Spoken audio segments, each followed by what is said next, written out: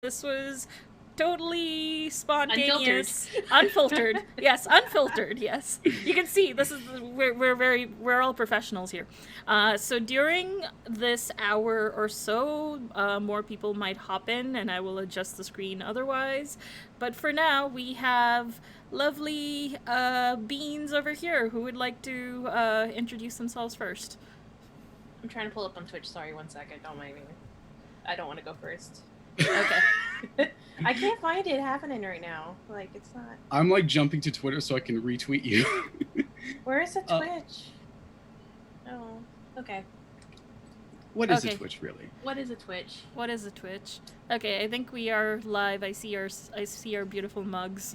Oh, here we go. Now pulled up. Okay, cool. Yeah. I think I've got the earliest alphabet-wise, so why don't I start? Hello, my name is Adam Ali.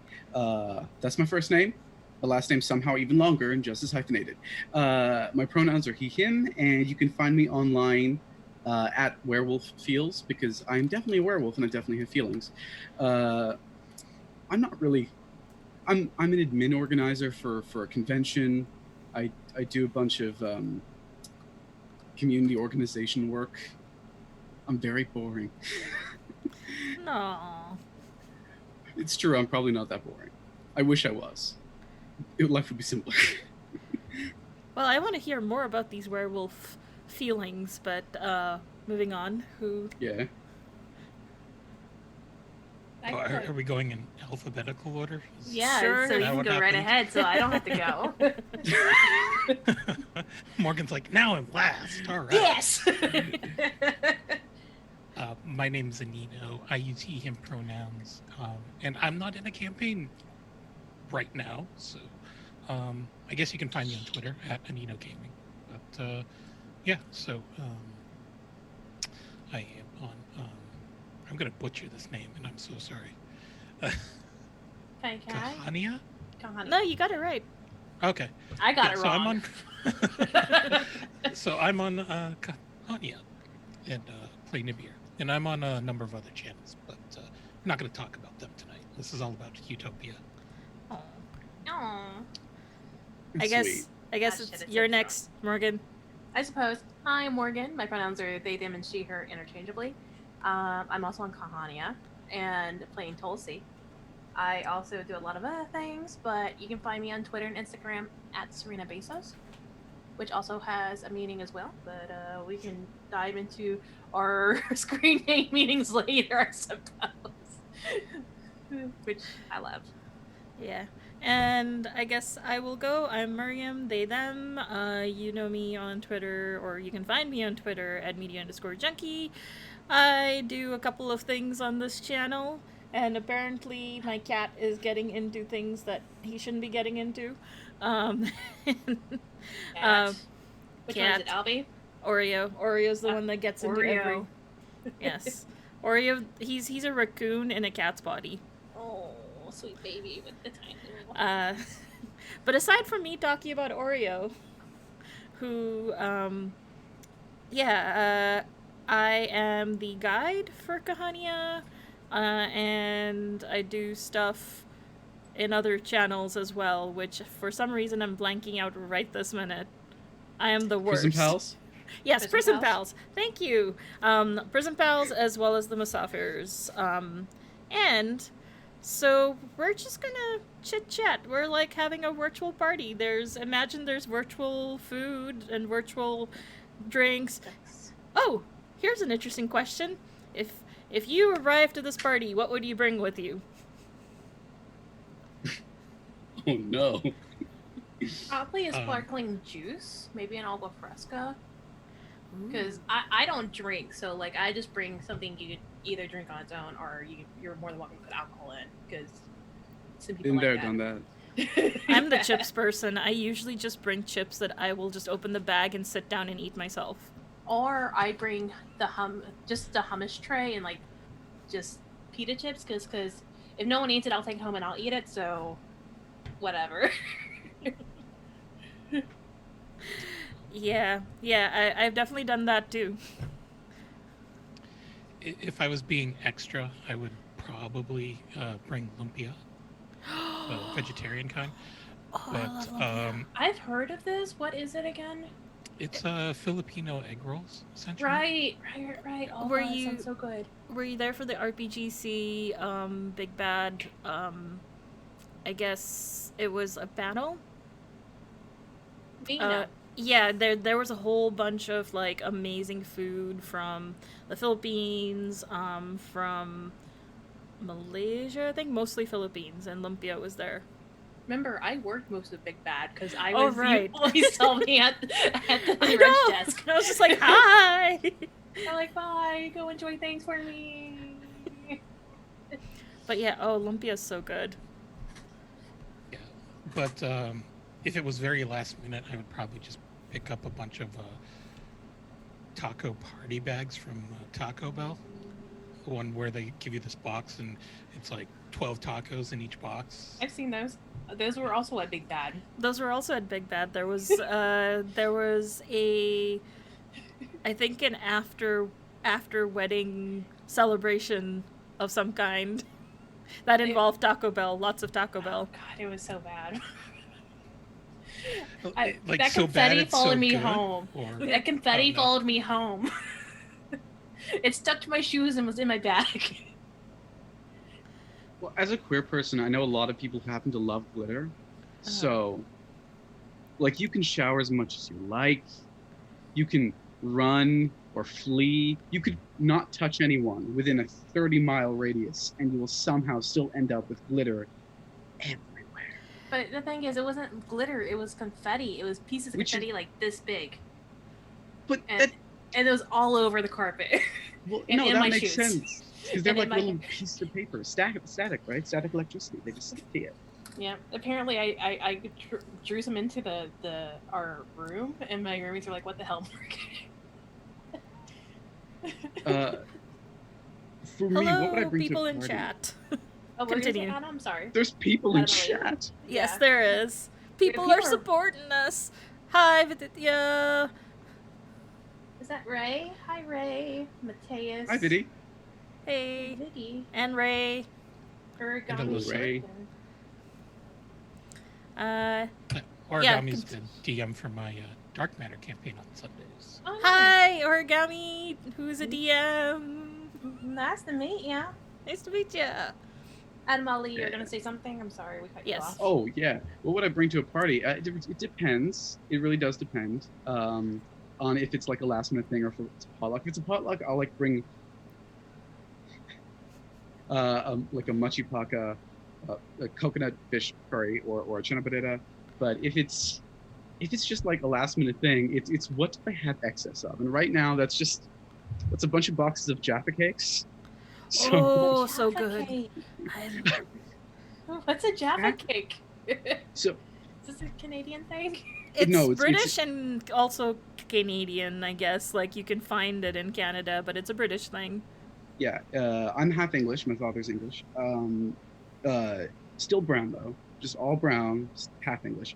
And a Jaffa cake's kind of like, well, it's a small like disc of sponge cake that's a bit more toothsome than your average sponge cake, with a little bit of orange marmalade, like a small circlet of orange marmalade just on top. There's a little, And like, the top pocket. is a little pocket, and then it's enrobed in like dark chocolate. Oh. It's that really sounds- nifty.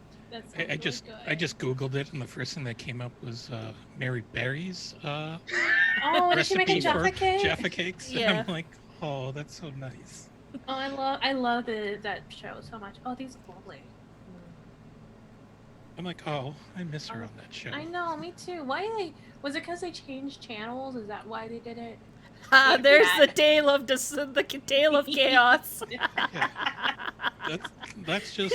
That's just Mayday. Oh, apparently they made it on Great British Bake Off. Oh my god, I love they had that like a- cat. Oh, good Can lord! you move? No, it's a cat. What are you doing? It's just the stale. That's what I. Da, da. Because Da, da, da, da. she just circles around my desk, and it's like you know you're just gonna lie down in the same spot you do all the time. Why? And then you're gonna roll your face across my keyboard. And What's her name? her name is Mayday. Oh, Aw. Mayday. That. That's why I was it worked how wondering. he said Yeah. it. Oh, Mayday. You know, that makes sense. It is. So the reason why I gave her this name was because she and her brother, first of all, had very bad names at the shelter. Um, her name was Sandy at the start. Sandy. I'm Sandy, and then her brother's name was Skip. And I'm like, oh my God, what are you doing? But Mayday, um, I walked into the room that they housed her in, and then she leaped onto my head from atop of me, like a face hugger. Um, just there was like a catwalk, and then she crawled into my hoodie, and she would not leave. And I'm like, oh, so guess I'm taking you home with me. Oh, she chose you. And then her brother came around and was just like, dude, what's up? And he was the most chill cat in the world. So is he But still Skip? No, his name was Sulu. Okay. Because he was this white, really buff, muscular cat, which is in stark contrast to this one, who was really, really tiny. I think but, we broke Adam Lee. But yes, so Sulu was more my partner's cat. But he was chill. He always liked the ladies. Like whenever a woman came around the house or was just chilling out, he would just be draped over their lap. Like, oh, hello. He's such Like, a bro. He's such a bro. Well, which I think was hilarious that his name was Sulu and he was like that because we named him after the. Mayday George needs Takei. some attention right this minute. Yeah, she also talks a lot too. Oh, does Aw. she chirp or does she just meow loudly? She chirps. Oh. Right. Chirp. You didn't like me earlier when I was trying to clip your claws. She kept biting my hand, and now she's just in my face. So You know what you're talking about her, that's why. Yeah. yeah, Madeline has met Sulu, but so Yeah. she Yeah, knows. Madeline says he was such a ladies' man and he could cash those checks. He's a black cat, isn't he?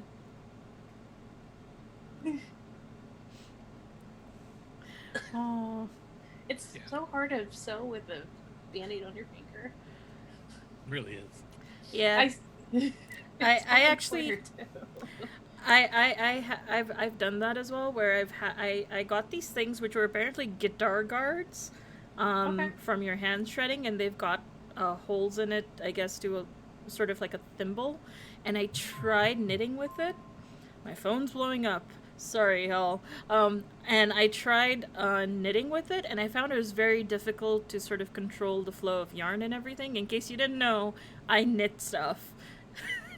I've given away a lot of dice bags for a lot of charity things. That's Miriam.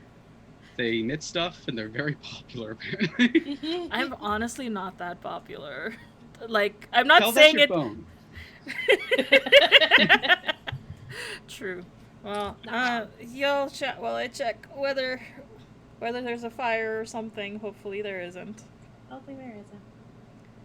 Maybe it's just people liking and retweeting the announcement post that you're live. Yeah, I think that's what it is. They're all Twitter notifications.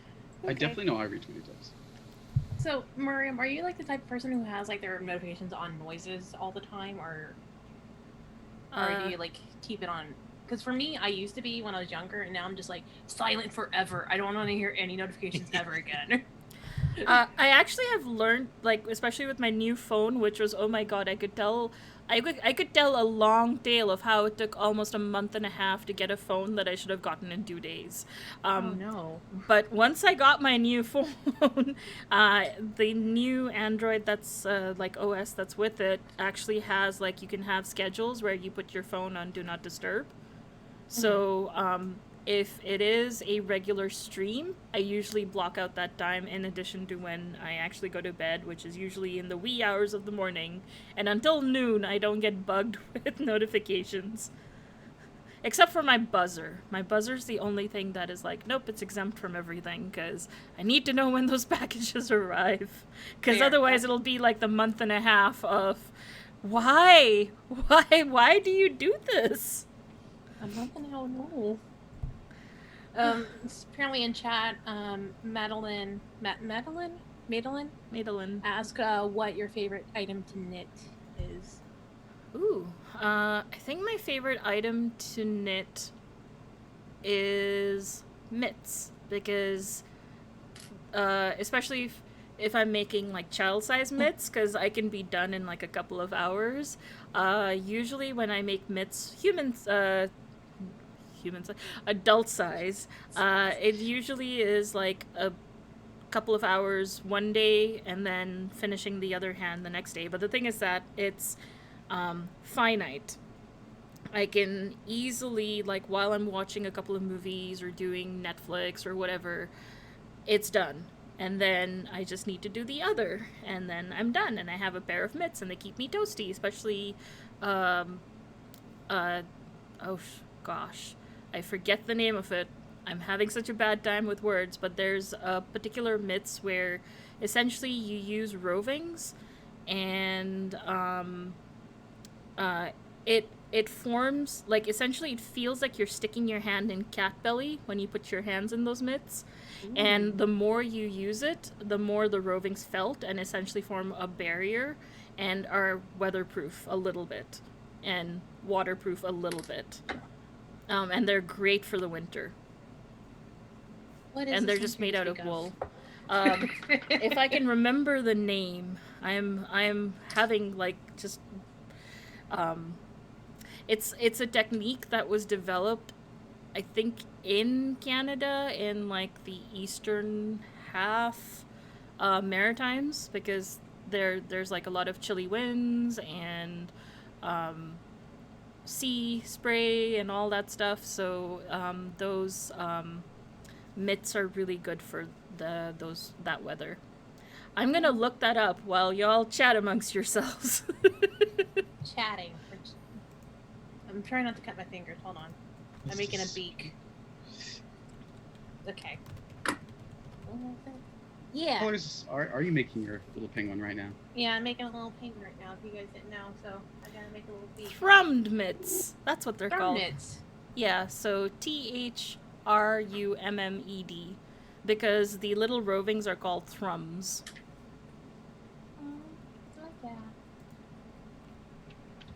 I don't know what your real winters are, so I'm just gonna take your word that you'll need them. Oh gosh, that's a tough question. When, like, to be fair, I'm from Pickering, so I'm outside of Toronto, but I'm close enough to Toronto that I share somewhat of the weather. It's always a bit warmer in the city than it is in the suburbs, but it's changed so drastically. Like, I used to, every year on my birthday, there used to be, like, at the very least, mountains of slush on the ground. And now I'm lucky if I see a puddle. Things have changed so drastically. Like, when I first came here 10 years ago, it would easily hit minus 20 Celsius. And I remember the best gifts I had gotten were a great, we got a new contender. Yes. Hello.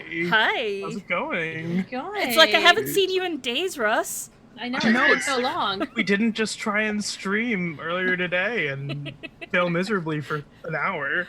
Oh no. We finally got going, but it was like 3:30 when we had to go at 2.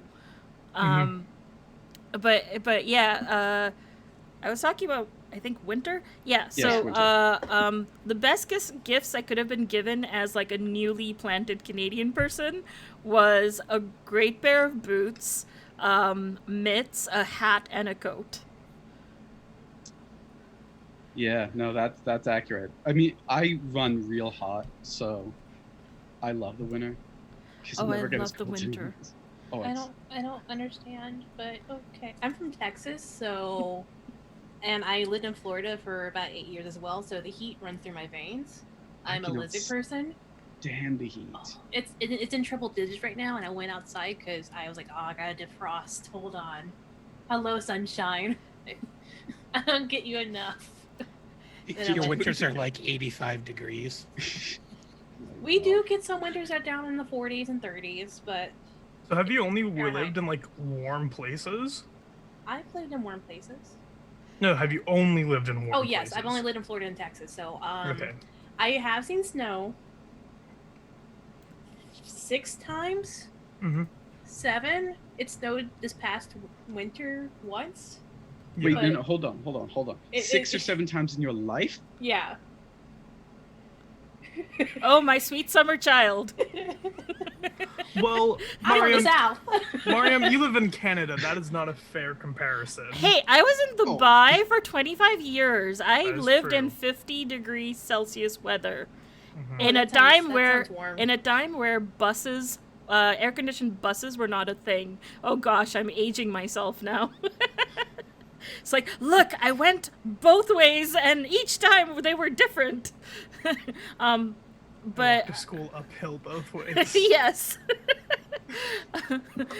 But honestly, I spent a lot of times in buses as a kid because my school, which was a K to 12, was not in the same city as I was, but like all the cities in the UAE are very close to each other, so you can technically bus it. But because it was picking up every single child along the route, it was easily a 3-hour ride one way and a 3-hour ride the other.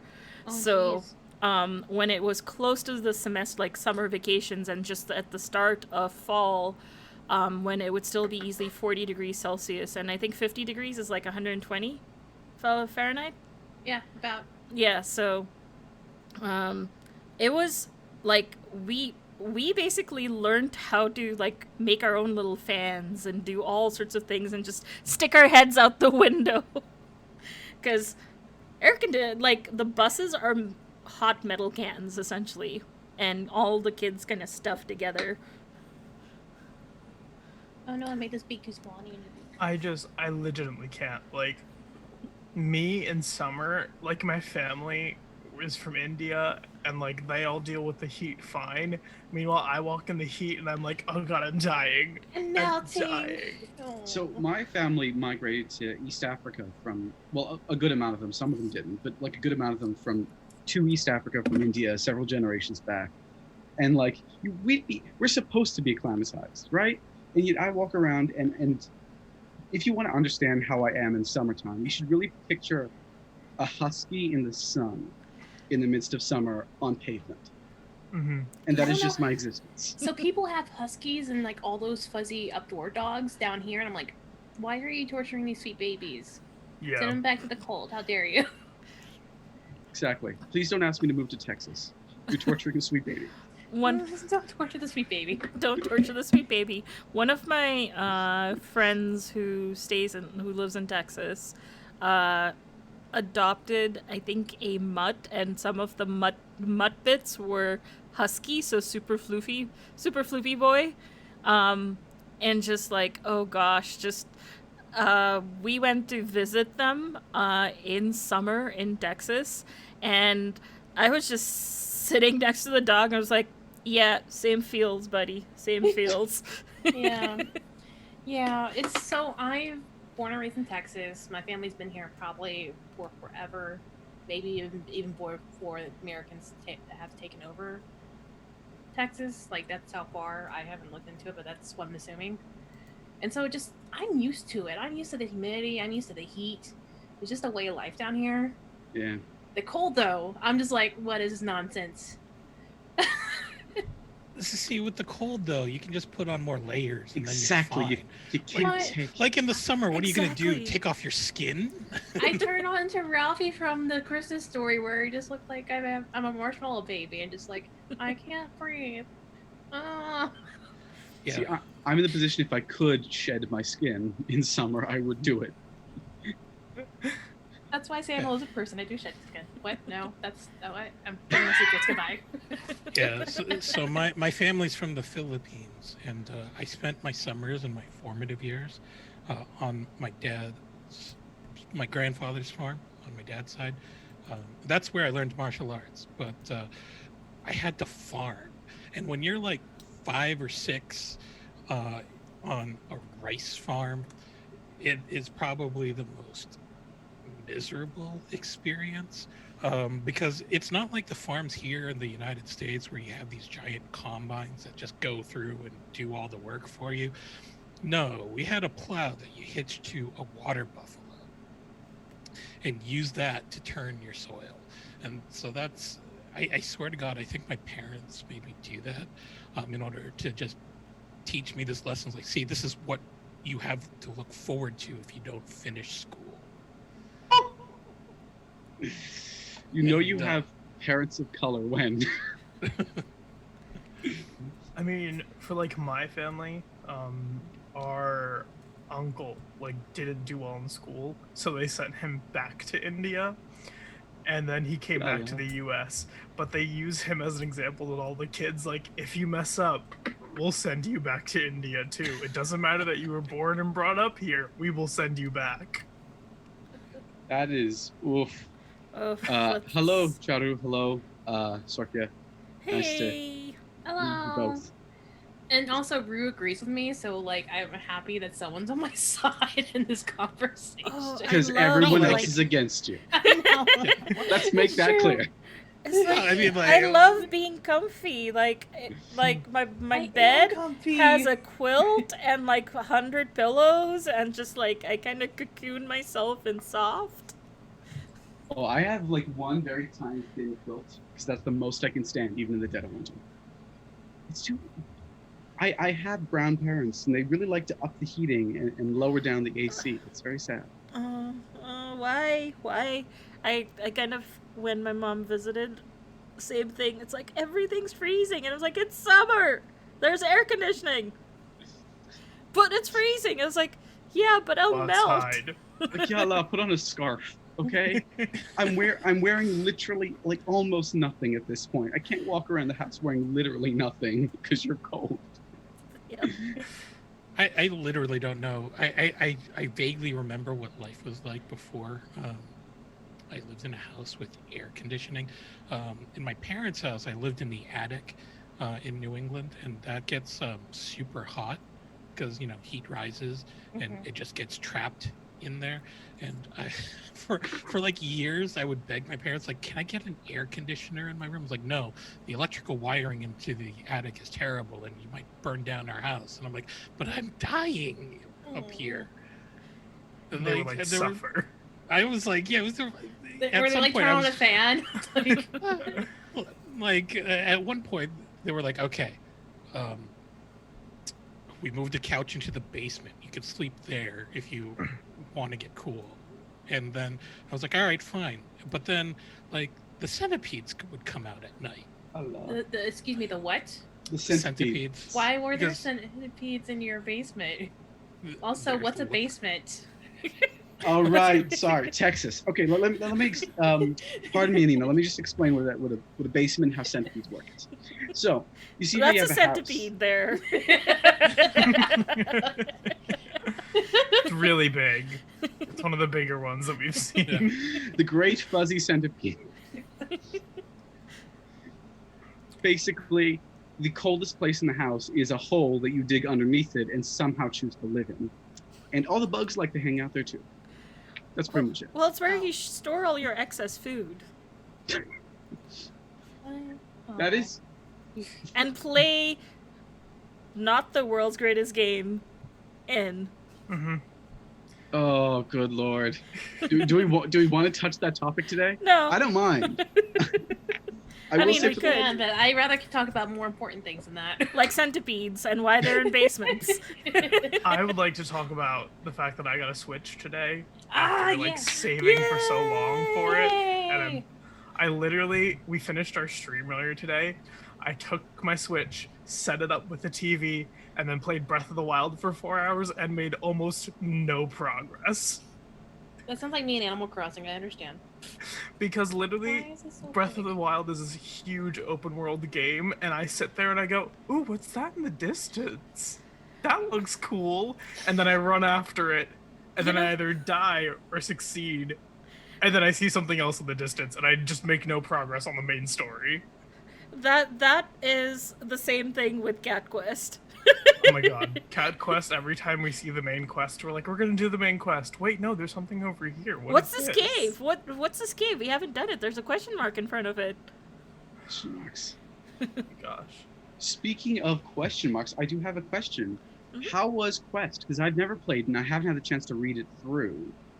How was it for your first time, those of you who have played it? I want to get more play under me before I can actually really answer that question. Fair enough. But from reading the book and actually with my knowledge of game stuff in general, I really like it because it is a conversation. There's hardly little to no mechanics, and it's just you talk about it, you roll some dice, you pass a thing. If you pass the thing, something happens, and if you don't, something else happens, and then So yeah, so our first game was mostly narrative in my opinion. So like I like to see more of us to get into combat. I'm quoting with all fingers because I got things in my hands. To be fair, the first episode was kind of half, not literally written in a script, but was kind of half negotiated amongst all the players, because this is sort of the big intro and wanted to make sure the characters were all ready and everything. And I mean, it was, I don't know what the right word is, but the one time we actually had mechanics come into play was one of the more confusing abilities that we had to use, which was essentially playing hangman. Yeah. Oh, I remember. Broken Heart. Heart. But I think Russ might know more because Russ has a little more experience with Prison Pals. So, Mariam, don't act like you weren't in those games. Yeah, but I wasn't GMing. So, we've done 2 sessions with Quest for Prison Pals. We haven't really gone into mechanics, just because it was a lot of narrative stuff with, like, introducing Mariam's character, and then a bunch of other things happened. So it wasn't huge on the mechanics, but without talking about any spoilers, I was lucky enough to be a part of IPM this year. So I GM'd a one-shot, and we used Quest. And it actually went really well. I told the players, hey, it's not going to be a combat-heavy game. This is very much role-play and, like, figuring out stuff. And they went in, and truly, they did it very well. Like, the story really came together seamlessly. The biggest thing with Quest is because you can roll for anything, you need to figure out when people should be rolling. Because it's not like the players say, I'm going to roll for this. It's like you ask them for a roll.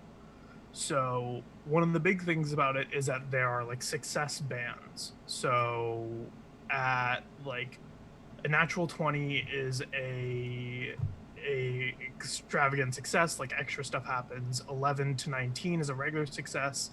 6 to 10 is a tough choice.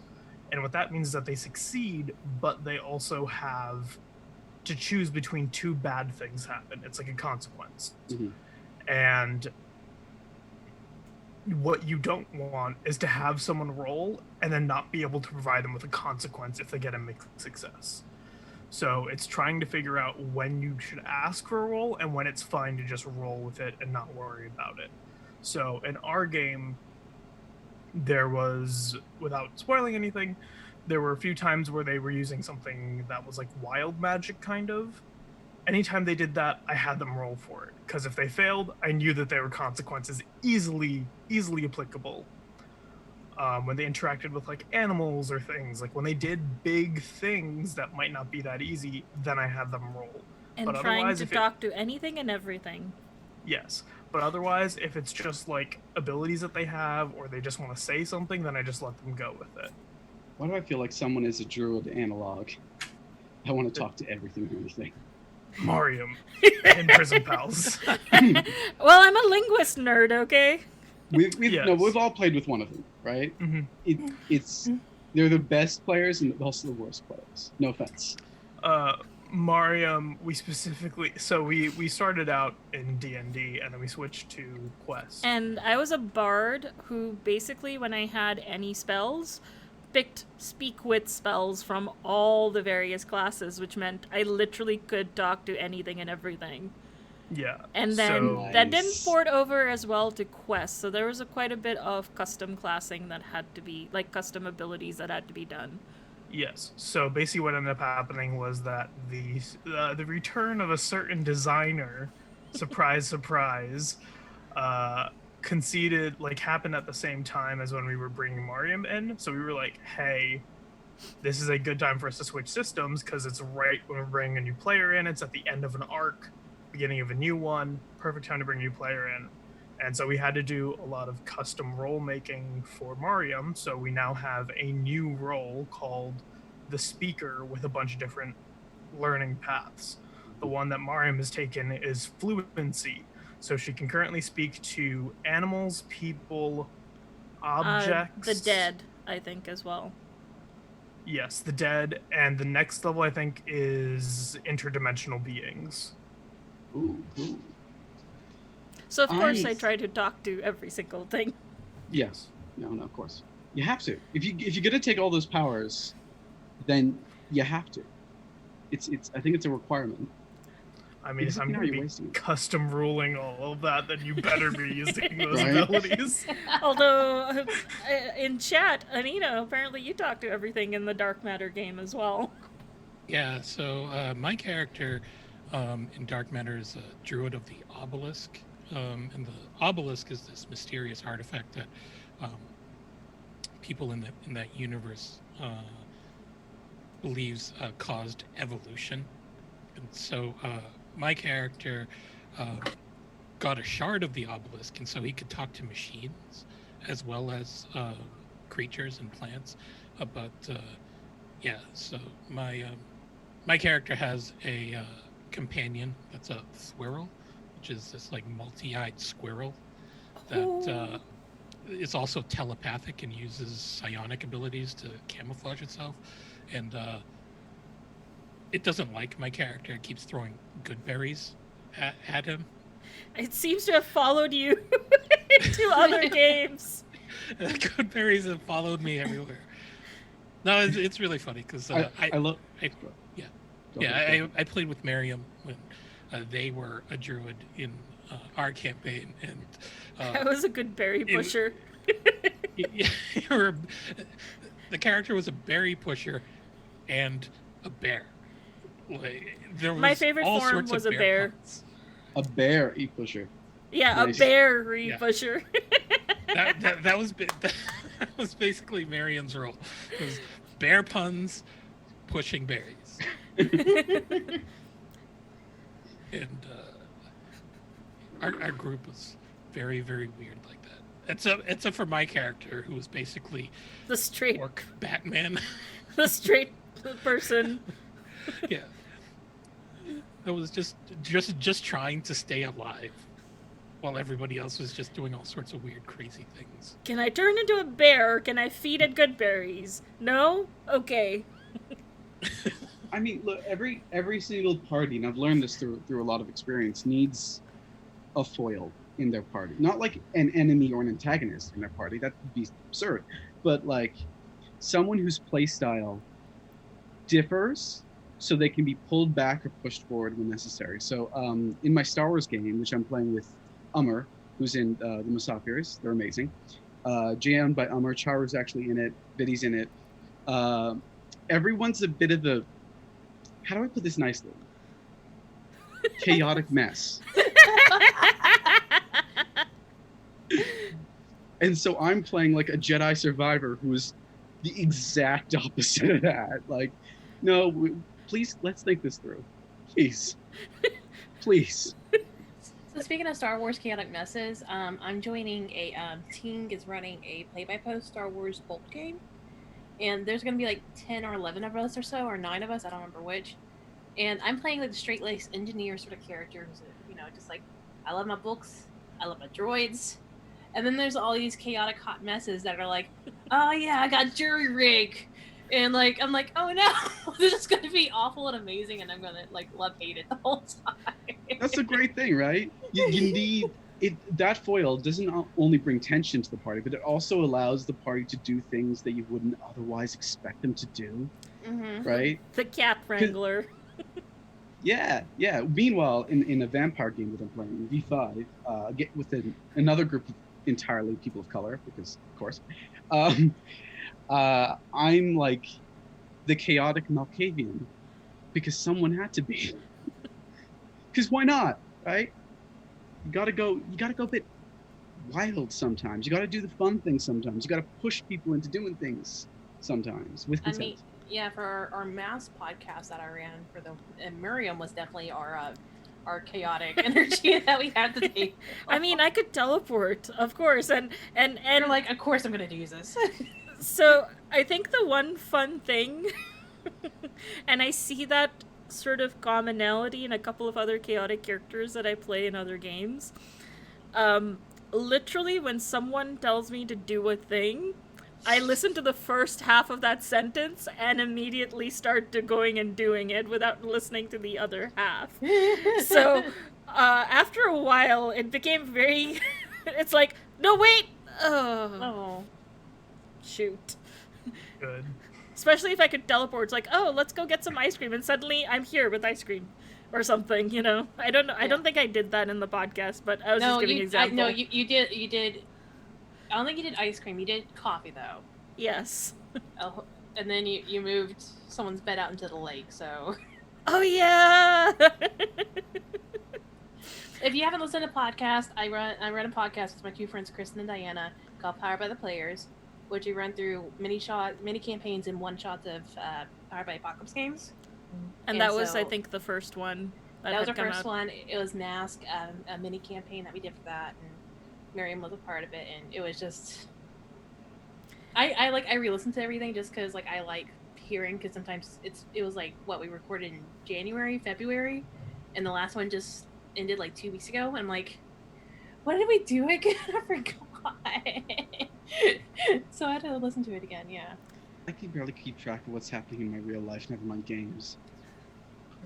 It was, I believe, right, it was PQ, as adamantly as you know, before pre-quarantine. Yes, it was all PQ.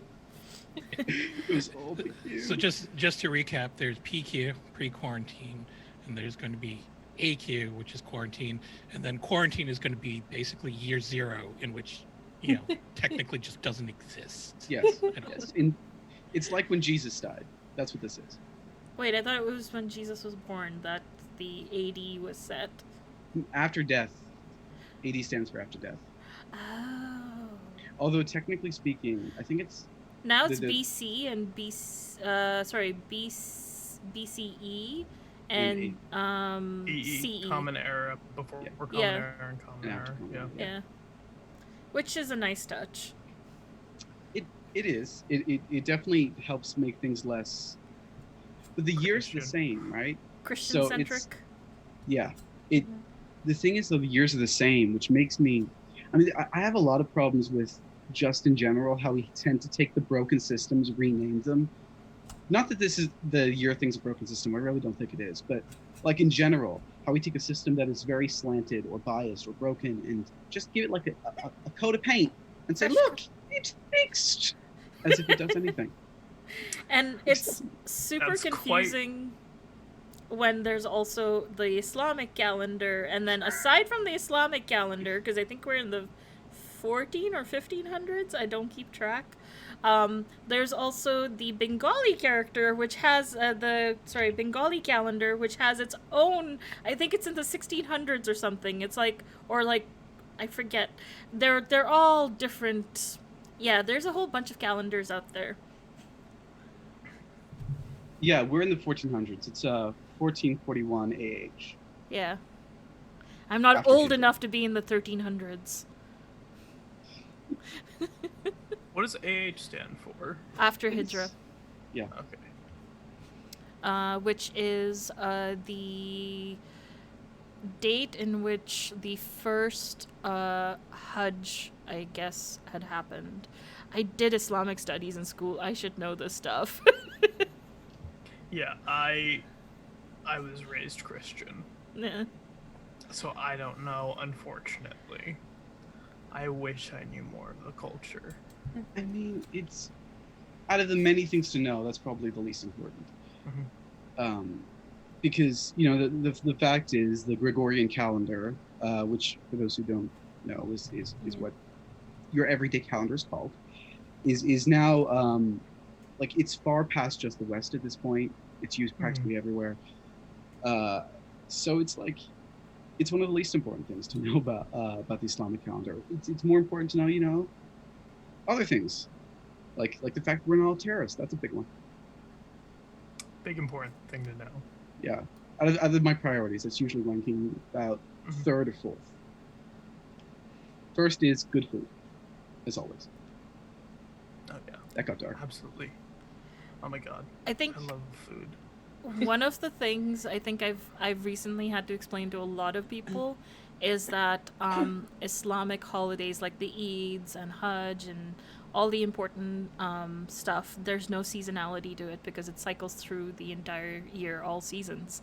So like how people associate Christmas with winter and all these sort of winter wonderland things, Eid doesn't have any seasonality because it changes every time. Like I think it cycles through the calendar once every 24, 25 years.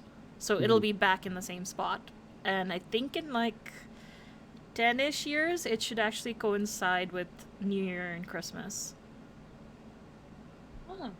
It's always shifting. Is it Yeah. Ramadan? So Ramadan also shifts as well? Is that Yeah, because the Islamic calendar is 13 days shorter than the Gregorian calendar. Each month is either 29 or 30 days. No. Yes. I think 29. Yeah, it's 29 or 30. Or is it 28 and 29? Is it 4? Is it just 4? I'm gonna Every Google. month is 4 days. You have 75 months. Also, I was gonna look at chat real quick. Erebors at buy. Buy Erebors. I don't know if you're or Ereboria. I can't read. Ereboria. Okay, bye. Bye. I don't know if you already left. But hi, Katie. Hello, new people. Let's follow me in here. Welcome to our talk about practically nothing. Welcome, Yes. welcome. And to our- everything. It's like a virtual party. Ooh. Yeah. Oh, speaking Russ. of which, you didn't. Yeah, ask Russ. Yeah, so we started off with a question of if you were to attend a party, what would you bring with you? Like food or Like- drink or like Food or like drink. I would bring a dessert of some kind. Good choice. Probably a baked good, most likely a cake or a pie of some sort. ooh, nice. I'm actually not a bad baker. What's your go-to make? My go-to make, just because it's kind of easy, is banana nut muffins. Just because those are just like pretty simple to make. I actually just made a batch like right before copping on here. Aw. So, are you willing to send them to Canada? I will tell you, they will not be good by the time they get to you. In addition, Mariam, I'm pretty sure. Yeah, my border's marshmallows. closed. Yeah, plus my marshmallows that I send to a friend like in the new year just got lost in Kansas somewhere. Oh no. And then Hey. then apparently they sent it back to me despite me saying, no, if you can't deliver it, just throw it away. Don't send it back to me. And I'm getting a call from Canada Post being, hey, your address is messed up and we don't know where to send this. And I was like, I'm just going to put this phone down now.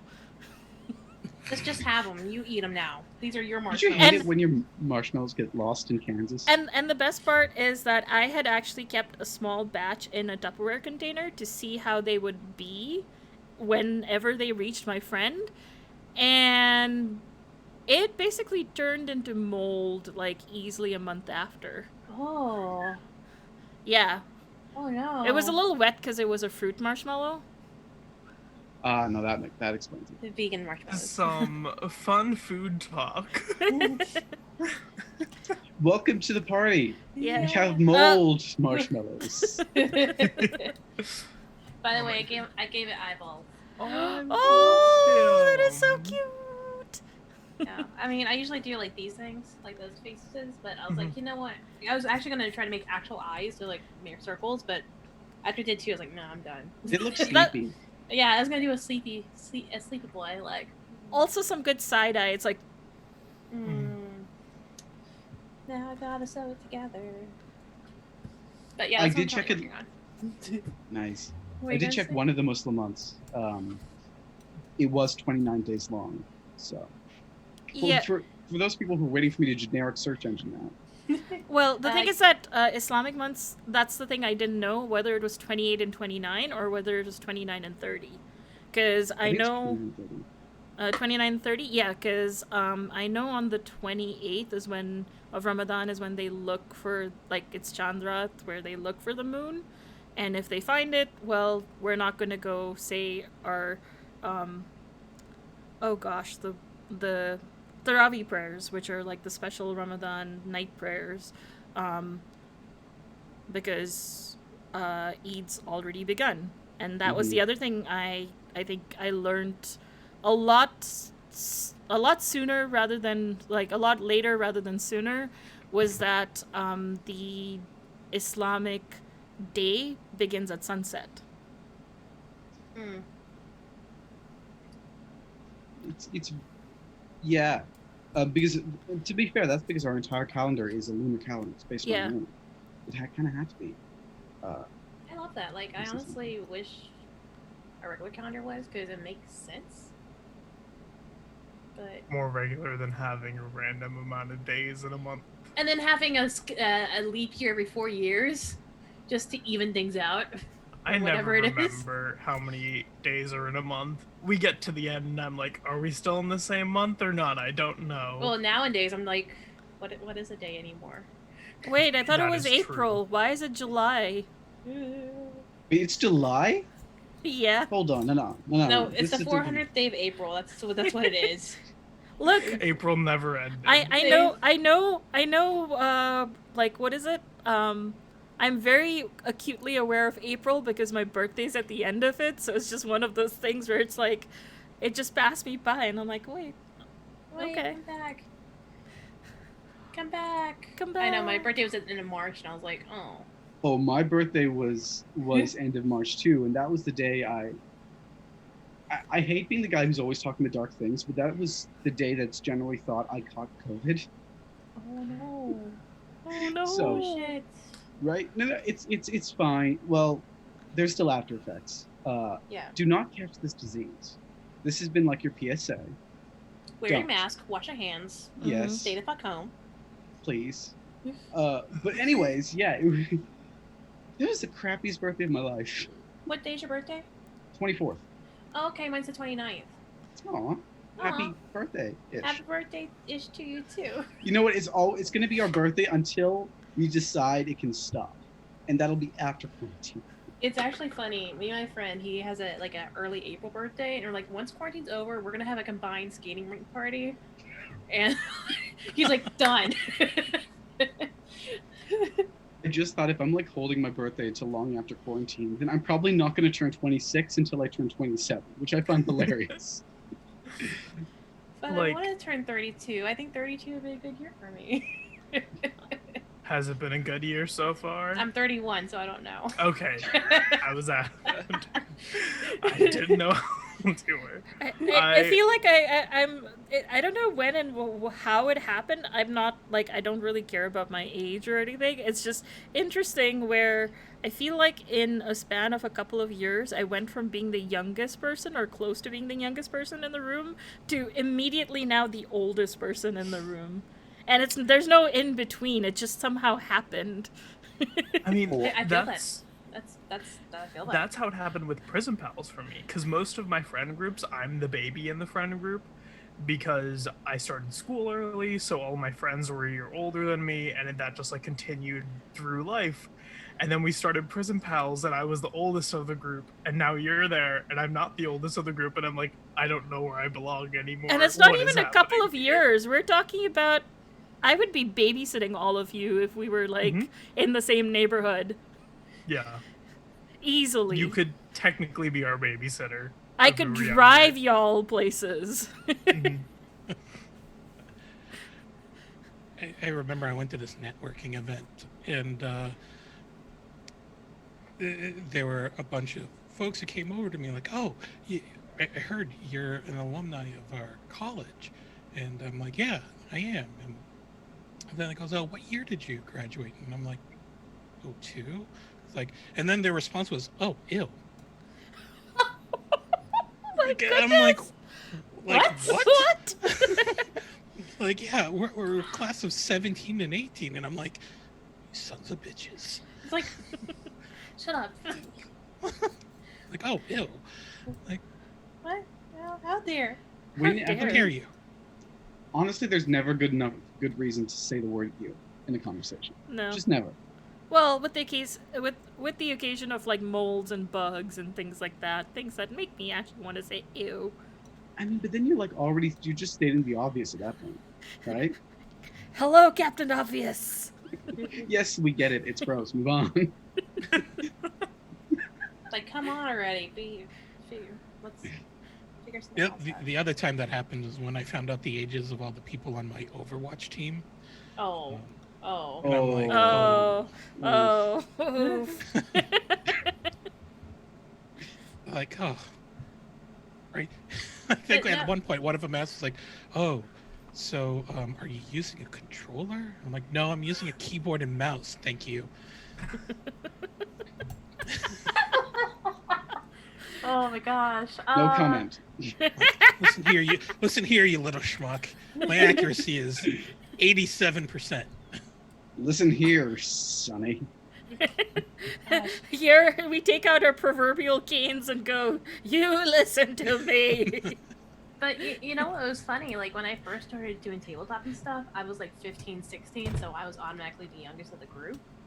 And so now it just feels like I've grown to this age where I'm like, yes, I'm not the baby anymore. Let me protect and share all the knowledge with the kids and protect the babies. These are mine. Yep. So I get very protective when there's creeps and shit. Oh no, yeah, I get you. I mean, I've only. Go ahead. Oh, sorry. I've only been tabletopping for about 3 years now. 4 years, 3 years. However, time works during quarantine. 500 years, because quarantine is its own millennia. Yeah, exactly. It's Jeremy Baramy. Jeremy Perry. We're in the dot. We're in the We're dot. But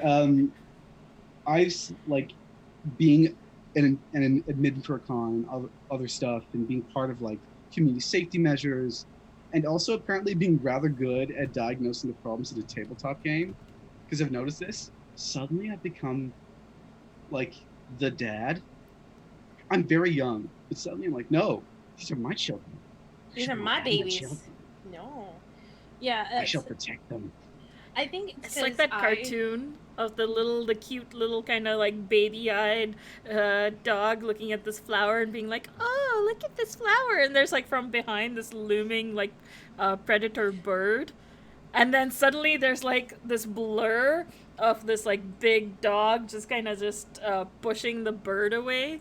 And the little puppy or like cat just kind of waddling off to the flower. I think that's a Brutus and Pixie short. It's like, yeah. Well, the thing is, like, when I was younger, I didn't have anything to protect me from the gross, creepy stuff, so I had to deal with a lot of shit. So now I'm just like, no, you don't touch my babies. No, Yeah, fuck you. Being a POC, I think, really does teach you a lot of lessons about how, if you want to be in this industry in any fashion, you've got to either have people who can protect you, or be able to protect everyone else around you, because otherwise the creeps will come in by the dozen. It's this weird thing where I was very lucky. My first ever game, which is also where I met my spouse, was run by a queer POC. And some of that was I was shielded from some of it, and then when they moved away for better opportunities, I looked around for local games, and suddenly I was the only POC in for like several years, again and again. And similar to what Morgan had said, like I suddenly got exposed to everything that I had been somewhat shielded from, and it took me a long time to get back to this place where I can be with people from my community or from the same sort of marginalized situations and then foster and build. And that was one of the reasons this channel got made, aside from making more space in general. Just, a place where we can foster the new generations and have them start up right without a lot of that baggage, hopefully. Hopefully they can take from our pain and not grow from it. Angela. Speaking of this channel, Yeah. we have new episodes of something or other going on every single Wednesday. I'm not the authority on this, but I can read the schedule here. So You're doing good. Next Wednesday from 9 to 11 p.m., we've got Game Roulette, where we play some really random one-shot with a bunch of guest players. There's someone new always, every time. That's always a lot of fun. And if you like Kahania, the next Wednesday after that, that is July the 22nd, is our next episode of Kahania, where you will continue on your adventures in Sarzamine. Did I pronounce that right? Yeah, Sarzamine.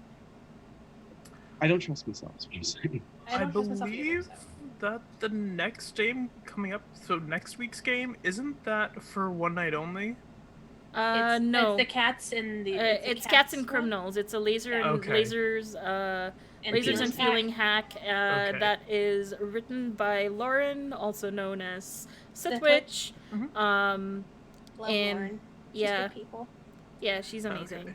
I just don't remember when for one night only is. I think that is end of August.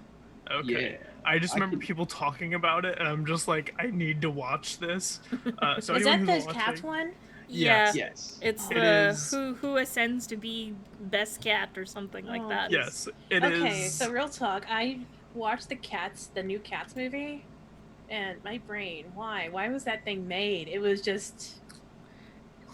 Yeah, Ruth, Simon's Game. I'm so excited to see how. Uncanny Valley. But just that movie is just Uncanny better now. Valley, just with the way They it's have like human feet. oh Okay. So- why way back in the day, this was during the 90s, they were going to do a Cats musical film, but it was going to be an animated feature. And if you look it up, the art they did for that, for the beginning of that film is astoundingly good, and it makes me wish that was the Cats film, because Cats doesn't really have a plot or anything really. It is just a bunch of poetry slammed back to back to back and sung, but it really relies upon its visual texture to get it off the ground, and it's artistry. I fell asleep through it. I like cats. I love cats in general, but just that play, I couldn't. It was too dark and dingy. It was trying too hard to be realistic when it can't be, because there's nothing about that is realistic. I'm a musical nerd. I could go on for ages. But anyways, so yeah, next Wednesday is a Lasers and Feelings hat called Cats and Criminals. Lauren, Ting, and Ray are currently going to be playing it, and we're super excited to have them. If you want to see for one night only, that'll be August 26th. Our streams are at 9 to 11 p.m. Eastern. It is, it's basically Eastern. Cats the movie, and it's a lot of fun. So talking about Cats, the musical, not the movie. No. No. The original musical by Andrew Lloyd Webber, who we're not going to talk about him. He's a garbage person in general. Oh yeah. It's a line in Kahania. We do not ever bring Andrew Lloyd Webber up. I'm sorry for that. I just wanted to throw something in there that would just make people scratch their heads. And... You know what? We're not going to question it. If No. it's a line, it's a line. If it's a line, it's a line. Plus, it's like you have it there now, so you can always turn back to it when someone tries to bring up Andrew Lloyd Webber. Like, nope, it's a line. But anyway, Russ, go ahead. So Russ, go ahead. the musical was written to be about dancer. Like, it was meant to show off the dancing of Broadway, not the actual music.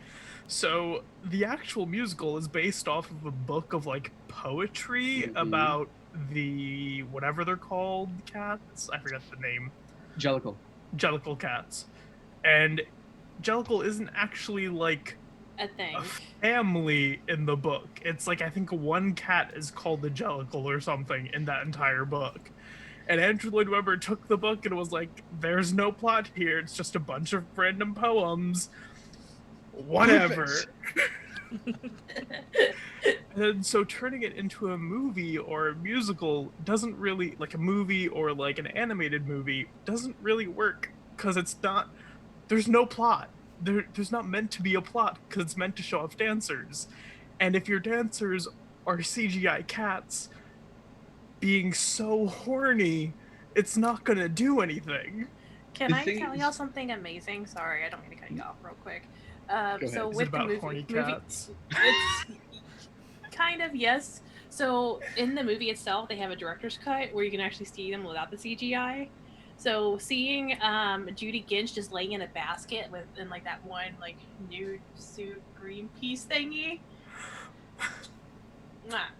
I have to wonder, like, how much money did they have to throw at her to do? How much money did they throw about any of them? Like, And Idris then- Elba was in that. Probably Like, not much. Andrew Lloyd Webber's name is rather famous for a reason. Everyone wants to be part of Andrew Lloyd Webber's musicals. Because they're supposed to be the most... but not They his bring all the movies. talent to the yard, is what it's supposed to... Well, yeah, but still, film is... It's still a musical, right? It's still, They and bring it all was the supported by talent to Andrew the Lloyd Webber yard. himself. Like, think of the Phantom of the Opera musical. That wasn't very good. Like, the movie wasn't very good. The musical's not the greatest. Musical's either. not good either The- for many, many reasons. We actually did something in film history when I was in college back in the day, where Before the war. where it was basically an exercise in how the same material can be interpreted differently and what a difference it can be. And it was basically comparing a recording of the live show with a made-to-movie thing, and it had two different actors who were playing the Phantom, and the actress was the same, Sarah Brighton. And what a huge difference between the two performances, and it can totally change the feel of the whole thing. Yeah. Ooh, thank you so much for the donation. I forgot who. I think it was Adepticus. Yeah, I it looks got- like a Dipticars or Yeah. Sorry, Thank I can't read. Thank you so much. Sorry for mangling your Reading name because it's hard to find names. Names So, are- so These are hard. if you think Cats is bad, it's probably not even like the horniest Andrew Lloyd. Oh, Webber not by a long musical shot, out no. there. No, Wasn't it I like think- Jesus I think- Superstar or something? no. I think it has to go to. He wrote lyrics for this. It has to go to Starlight Express. Ooh, And I don't know if anyone yes, here has ever yes. heard of this. I This musical, but imagine taking like Thomas the Tank Engine, No. and No. it's basically a bunch of horny trains racing each other to get into. I thought it was rollerblades and disco. In order for to use the rollerblades and the disco, that they use that to describe the trains and the whole Oh. What? locomotion behind that. What? I'm so confused. Just a reminder here. This is why it's important before any stream or any game. One should establish lines and veils and have safety tools. That's why Andrew Lloyd Webber is in the lines. Yeah. But now that Because we've you broke- don't want surprise sexy trains in your game. Choo choo, motherfucker! Choo-choo. Yeah. So, okay, I feel like we really do need to move on because God help us. We're gonna move be- on, but if you want to look that up later, What is it called again? I'm not taking responsibility. Starlight Express. Thank you. But I Morgan's like writing it down. If we Save want it to in the put bank. other Save it in other the bank. if we want to put other weirdly erotic things that are slightly disturbing, I just finished watching Food Wars. Oh, the Oh food my porn gosh. anime that you're talking about? Yes, I basically said it's like food porn, except it's porn with food.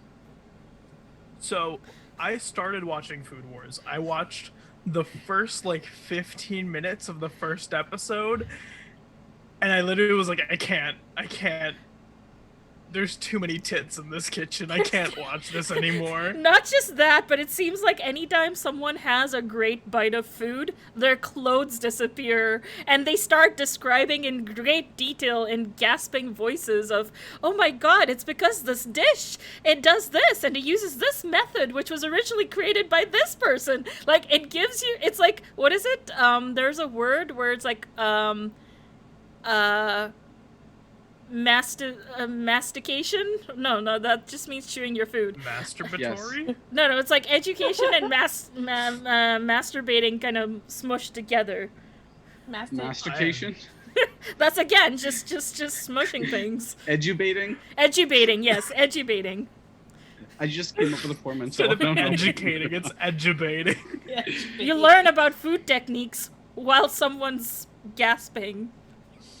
To roll that back a bit, because I do have this question. When you have a good bite of food, your clothes are supposed to stay on? Is that a thing? I've been doing it wrong the whole time. Yup. I'd hope so, otherwise restaurants should have been closed before the pandemic. This is why I don't go on dates, because I'm afraid of what I might find in a restaurant. And if you have disgusting food, by the way, it turns into hentai. Oh, no. No. It's true. Full disclaimer, that's like one Jess, of my you favorite need to end animes of the all stream, time, not moderate so- the stream, just end it. Just... And on that note, That's why we're unfiltered. Oh my goodness. Welcome to Unfiltered, a new The new show that we're weekly, doing. bi-weekly, monthly, who knows stream where Who we knows, just talk we're- about nonsense and make everyone uncomfortable. yeah, we're gonna do this for another 3 days because we're trying to see if we can get affiliate in like under a week. If we don't, that's cool. You know, it's all good. I But think We you should just do it kinda anyway, learned. just because it's fun. yep, I'm sorry, Jess. I'm sorry. I should have been Jess was better. getting tweets like, you need to join this stream, they're on chaos. They're just pure chaos. We're hot chaotic messes. Help, Jess, I'm That should be merch. Just saying hot chaotic messes on it. In bright rainbow colors. Yes. In. So, speaking about anime, I recommend this anime to everyone. It's an anime that's on Netflix in the US. I don't know about Canada, I'm sorry, Mariam. It's called The Lost Song. It is so good. It is so good. It does a great job of like intertwining music with their episodes, and like there's like a good twist to it, and it's like chef's kiss. I've watched it like 3 times. I'm already now looking it up. Excuse me. I got Another hiccups. good Hiccups. anime is Children of the Whales. Cool combat and magic system in that one. You know what? There's so many new animes that have come out, like in the past, like 10, Lost 15 Song years. is there. and like I wanna watch them, but also I feel like I'm very old and getting back into them. So I'm like, where do I begin? I don't understand anymore. I remember Sailor Moon, and Gundam Wing, and Dragon Ball Z, and now I'm just like, I where have do I go watched now? neither. So I haven't watched any of those 3 that you've. Well, I've actually watched a lot of Dragon Ball Z because my family watched when I was young. But Sailor Moon and Gundam I never watched. Those were my jams growing up. What type of shows do you like? Let's talk about anime. We're switching over to the anime corner. I don't know if our other 2.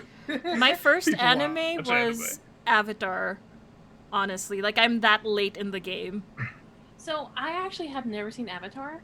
I've probably seen like episodes here and there, but I have never seen like the full scale of Avatar. And I want to get into it because It's on Netflix if you are. I know like, it is. It's just like I need to. I know it has a lot of seasons. I'm just gotta like. Yep. Mentally prepare myself to actually dive in. If you want to have a Netflix party, seasons, which isn't that bad. We can do a Netflix party. Yeah, Netflix party Avatar, The Last Airbender. Like, if you think about Avatar compared to like Naruto or something, Avatar. I never got isn't to that Naruto. bad. Oh my god. I haven't watched So, Naruto. Let's talk about Naruto for a second. I can't. I don't know anything about it. Okay, I'll talk All about I know is my- about Says no, hunting stupid school. run. I just know it's like a hunting school. That's about as much as I know about Naruto. hunting Don't school. watch any anime. It's a ninja school. Ninja school, not hunting school, but close. Close. So, when I was in college, like my 3rd year, I think, I went into a depressive spiral for about a week, and I watched 300 episodes of Naruto. That's the number. Just like real quick, and I did not finish the show because there are so many episodes. There are so many episodes and so many seasons, and I truly just let my brain melt after that during that week, and then I left my depressive spiral, and I was okay. That is amazing. So my first anime was, I guess you would say Voltron was my first one. Oh yeah. But the original or the new one? No, the original. There's a new one. Okay. Yeah. There's one on Netflix. There's one on Netflix. Oh, okay. I did not know that. But that I don't really call that. I don't really consider that an anime anymore because that's sort of that was American produced. Same thing with kind of like Dragon She-Ra. Prince-ish and She-Ra. Okay. Yeah. So it was actually the same people who did Voltron are the same people who did She-Ra. I want to. So we'll put a pin in She-Ra and come back to that later, because yeah. She-Ra's so good. Yeah, but since I was when I was growing up, Jess! anime wasn't. Hey, are you here to tell us we done fucked Oh, hi, up? Jess! This stream ends now. Mario, what? Am I fired? Avatar is not an anime. What, I Avatar? I didn't want to point that out either. No. Anime is not- I Avatar's realize not Avatar that. is not an anime. It is a Western anime. My first anime is actually Fairy Tail. Oh no, here we go. I have a question for Jess. Wait, is Fairy Tail bad? Did I like you Fairy Yeah, just Fairy jo- Tail's interesting. Yes. Did you just join for the Avatar comment, or did you miss the sexy trains? No, Jess was in the chat Sexy for sexy trains. Oh no, you missed that. What? Okay, I did not say sexy trains. I used a said- different word. Sorry, sexy locomotives. Oh. No. Oh, that I sounds said- horny I worse. said horny trains. It was horny trains. Horny didn't I say it feel was like sexy. this is. I know of this in the back of my brain, but I cannot recall horny trains. But that's a thing, I guess. But anyway, no fair. Side There's note, an Fairy anime Tail for was a good everyone. anime, but, There is an anime for Oh, everyone. that one was not Horny an anime. Locomotives isn't an anime. It's a musical by He Who Shall Not Be Named, apparently. Mm. Line. Line. Line.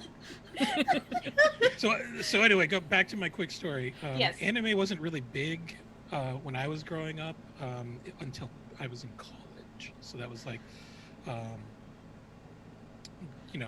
early 2000s. And then when my family decided to finally get cable and I got the Cartoon Network, I would watch Adult Swim on Saturday nights, and that's when I got introduced to anime like Cowboy Bebop and Samurai Champloo, and then it sort of just spiraled for me from there, and I would just pick up whatever folks would recommend. My first anime was Sailor Moon when I was about 10 or 11. It got me into doing the arts and drawing. Do I do any of that now? Not really, but you know what? It's has a nice little spot in my heart. Ooh, who is your favorite sailor? Jupiter. Scout. Jupiter. Sailor Jupiter. She's my fave.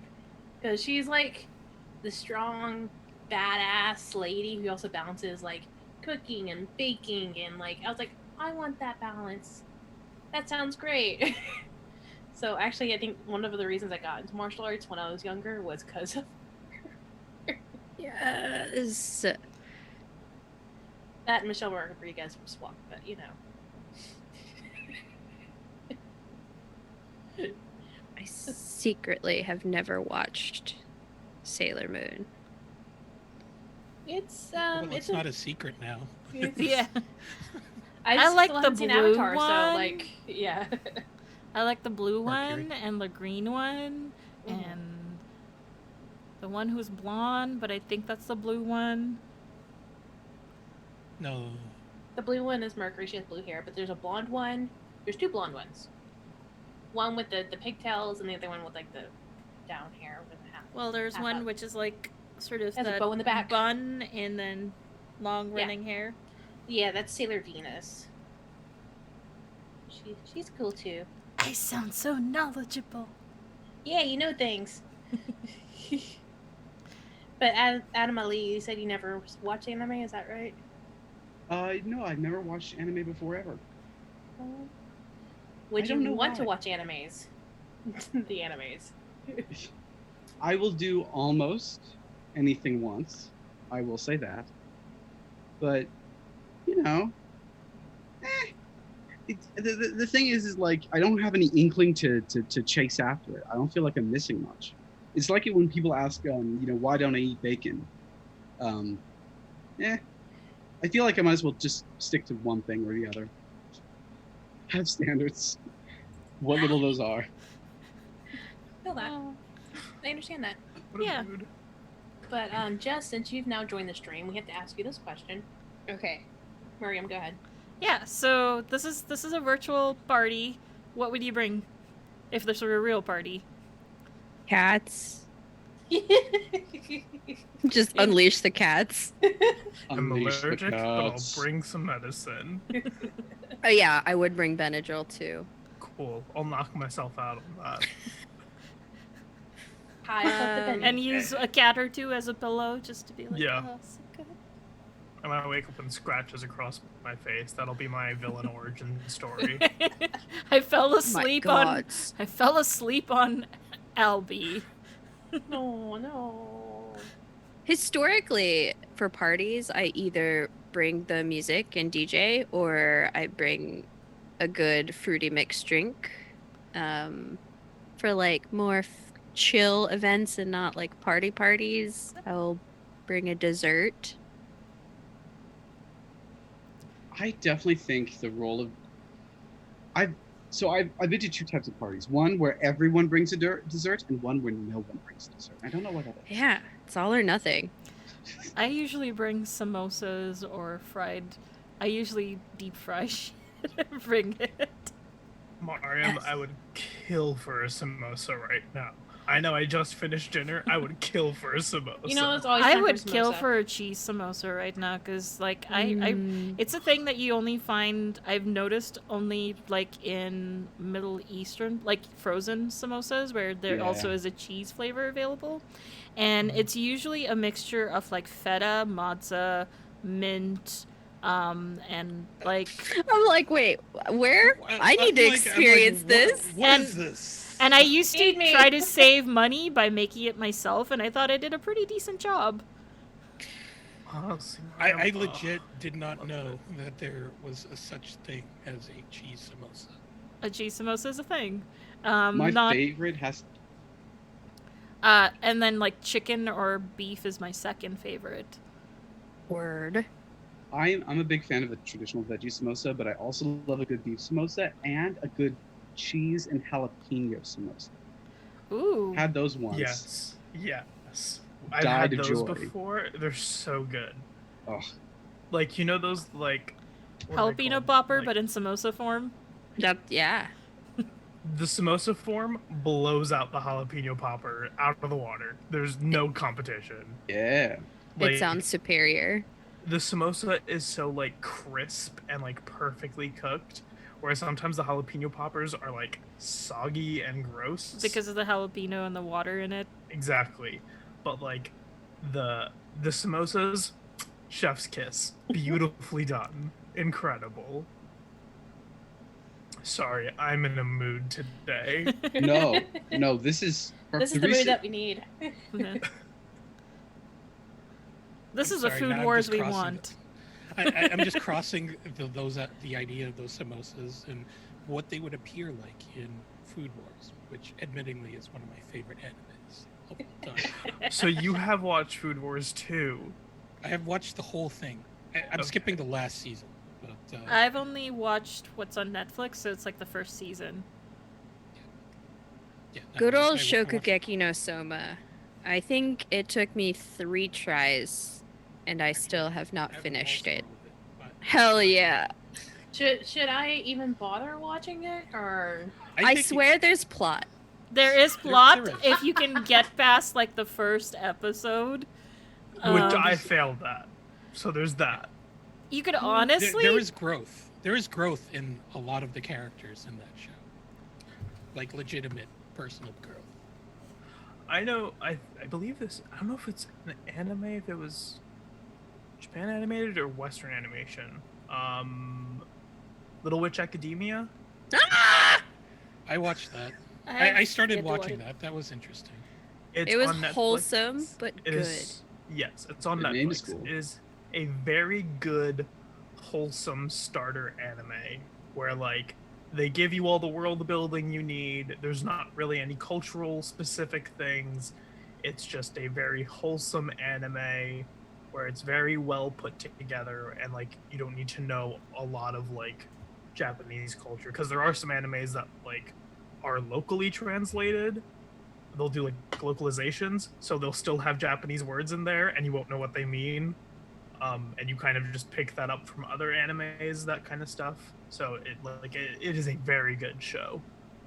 The person who turned me onto that show said, you know, if you are insistent on never reading or picking up Harry Potter, watch this instead because it's way better.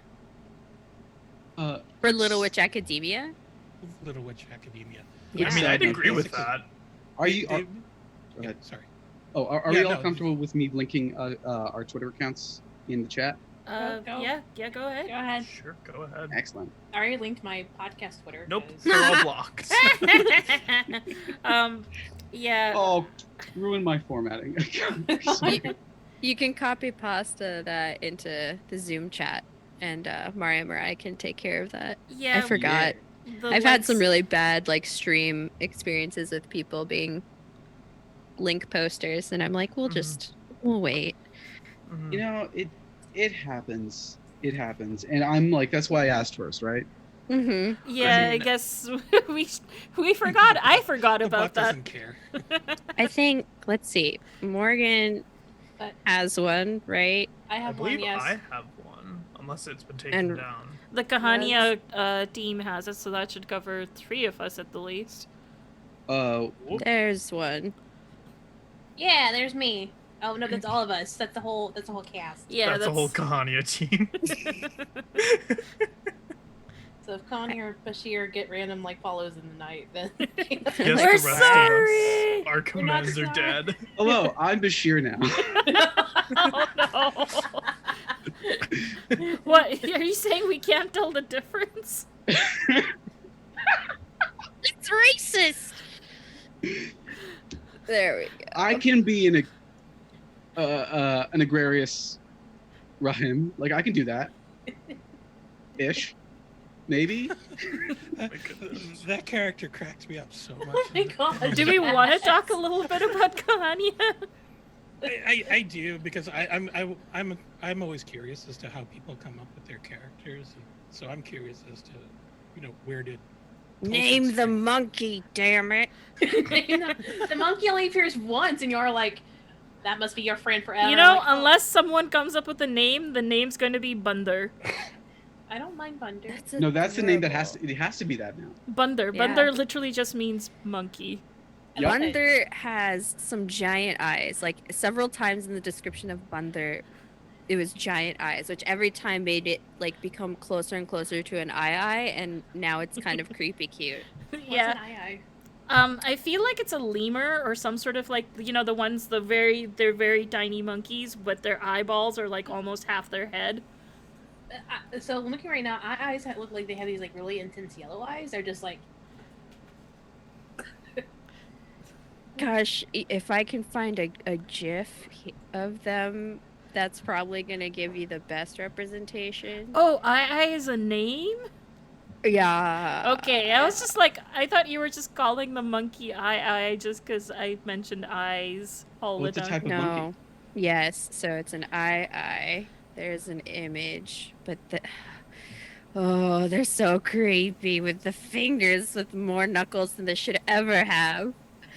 Oh one my that's goodness. on my phone and I can't click on it, so I'm just gonna let it just hang out there and I'll be ignorant. My goodness. There's. Unless you want to share that in the affiliate room chat. Oh, I can. So to me, Bunder is a mix between a eye and what is it? A Tarsier? Yeah. Yep. Okay. That creature's horrifying. I'm just gonna like straight up say, the creature that you just said, the eye, horrifying. Absolute horror material. Mm-hmm. The number of knuckles cute. that thing had. No, not creepy. Creepy. Not creepy cute. Creepy. Oh my god, those hands! What is up with those hands? Oh, there it is. Let me see now. That's the other one. That's so the big-eyed many knuckles. Yeah, that's And then kind of that's the an monkey I eye. was thinking of. Oh, look at this big baby. I'm It's I'm long just little fingers. It reminds me of a frog. It has like frog hands. Okay, shocked that apparently only Jess and I have seen eye before this. they're horrifying. Why do they Did you exist? ever see Wild Thornberries? Yes. Did you ever watch the Krat? It's animated. It's animated. I was I was the kind of person to read the entire animal encyclopedia back to front back when I was Same. Yes. learn those animals. Fear Okay, them. Morgan, you said cute, but that was the first link. Did you see the second link I Hold sent? on. I got this one. Okay, let's see this thing. That's like a bat monkey. Oh. It looks like it reminds me of what the chupacabra should be. Like Goodness. Live in fear. why does it have an extra long knuckle on the left hand? What is with the 6th finger that's sticking out So- like that? It taps the trees to like hear for bugs, and then the extra long finger is to carve out and dig out the bugs. It reminds me of like scissor hands, like Edward Scissorhands. Yeah. Scissorhands. like in chat. I scissor hands. I'm so tempted to change my profile picture for no reason. Maybe on Discord. Just And without explanation too. When anyone asks, we'll not even put this on VOD. Just no explanation. No. I'm not none sure shall whether know. the Unfiltered series will go on to VOD. I don't think this should Fair. go past this. So, if you were live or within 14 days you want to watch it, go right ahead, but this is not going to be VOD. We're not going What? to You traumatize don't want this anyone in your with SEO on YouTube? Nah. it. Welcome to the Huetopia playlist. It's just this. We've actually deleted all the other shows except for this one. Unfiltered. Unfiltered 24/7. I'm about to download a butt ton of Tarsier pictures. Like one of every Tarsier for every emoji ever. Like, this is a problem. They wouldn't make great emojis. They They make would. fantastic emojis. Like, I'm about to drop them on Discord. I'm just saying. We could. Oh, that's what eyes are. Is Tarsier. Sorry, you changed the name. I was like, what? So, The eyes are creepy. I don't know where it's from, but it's like this creature that does. And like there's a fuzzy tail behind him, and he has this like, what the fuck look. And it's just Lemur. like. yeah. Lemur. That's a lemur. Okay. I know exactly what you're talking about. That one's a lemur. Just a. No context. But I think we were talking about Kahania, and I think Anina, you Oh, were yes. asking about inspiration, and then Character we building. got sidetracked by Characters. Bunder. Now we know the name Bunder. Yes, now the name is Bunder. You were asking me like how I came up with the character. Is that right? Or Yeah, sure. yeah. I honestly don't know. Like, I knew I did not want to play healer because I played way too many of those. I think Jensley's a good healer. Very Yeah. exasperated. Yeah. Why do you keep breaking She's- the shit? Stop! I'm excited to see where our chaotic group goes. But I think I was like, you know what? Naturalist sounds fun. It looks like it's a really cool combination of using elemental spells with druid spells from like what you know from the game we don't talk about. And We Are you broke posting more Jess. shit, Jess? I mean, We've been this is saying that only this fair after the entire time. IIs. This is only fair after the IIs. Is it the eyes or us? Everything is right with the world. And I was just like, you know what? Let me just play a someone who's from, I guess, Play Naturals. So I was like, okay, cool. Play Naturals. Let's see. And then I was like, where are they going to be from? And I was like, because Sarzamine's off of the Indian continent, based off the Indian continent. So I was like, oh, there's jungles and stuff. Kitty! Kitty! House Panther! What is this lovely creature's name? This is Neville Perseus Thoreau. Hi, Hello, Neville. Percy Thoreau. It was a different time in college. 7 years ago. But Oh, I know. senior citizen. Potter. Oh! NPT makes such cute sounds. Yes. My puppy just got shaved today. Oh. So Yes. he looks like a little rat. Oh no, poor baby. Because when he sleeps, he likes to roll around a lot and he grows a lot of fur. And it gets really matted no matter how much we comb it. And so when we bring him to the groomer, they're like, we have to shave him. Otherwise, like, he's a big furry dog. So, tiny furry dog. When he goes outside, he lasts, like, not even 2 minutes because there's just so much fur. So now he has, like, his summer coat on. Yay! You gotta shave it all off in the summer. You gotta go naked.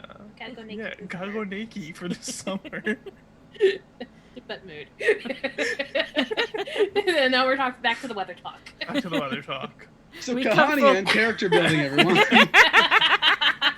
Well, what about Anino? Like, what made you create your character, which initially gave me strong Uncle Iroh vibes for some reason? Because of the tea and the strong, Yeah. I guess. Literally making tea in the middle of a doctor's office. Just like, hey, I'm doing a delivery right now, but can I make some tea? It's tea I was- time. I'm gonna drop I- that, spill that tea. Lost my shit when you did that. I legitimately was like, this doctor is just trying to be a doctor, and there are 3 people who just came in to make. I was life asking worse. legitimate questions. Thank you very much. It was just so funny. It was so funny. It was just really crazy, and I just like the fact that my character was just obliviously walking Rahim with a giant crate of pottery Oh my for god, no yes. reason whatsoever, So but just to push the story along. But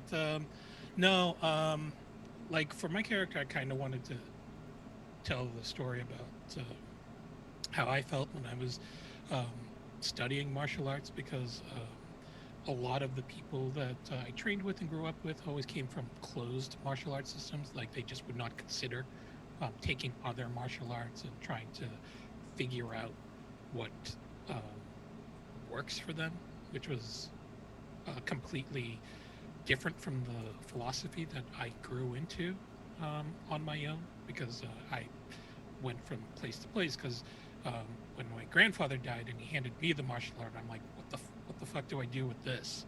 Like, I can't just teach this because I haven't really used it, so I can't tell you that it's really effective in fighting. So that's when, in college, I branched out. I added Kenpo and Wing Chun to my repertoire, and then Brazilian Jiu-Jitsu sort of came out, so I was competing and fighting professionally and matching up against all of these other styles and just trying to figure out, how do I beat this or how do I beat that? But so that's sort of where I came from it, perspective-wise, is that I sort of wanted to talk a little bit about tradition and how a character is sort of out there exploring the world because he wants to, I don't know, start their own tradition, but also run away from marriage and Jess is like just... have a bad romance thing. Oh. I nearly did the same thing, Jess. I was that on scene the same broke me, and now we add martial arts feelings. I can't, and like, oh, yeah, oh, I'm gonna shed a So tear. I'm really kind of curious to see what Miriam does with all those characters and whether or not they show up and bring out the the Kiana daggers. Yes.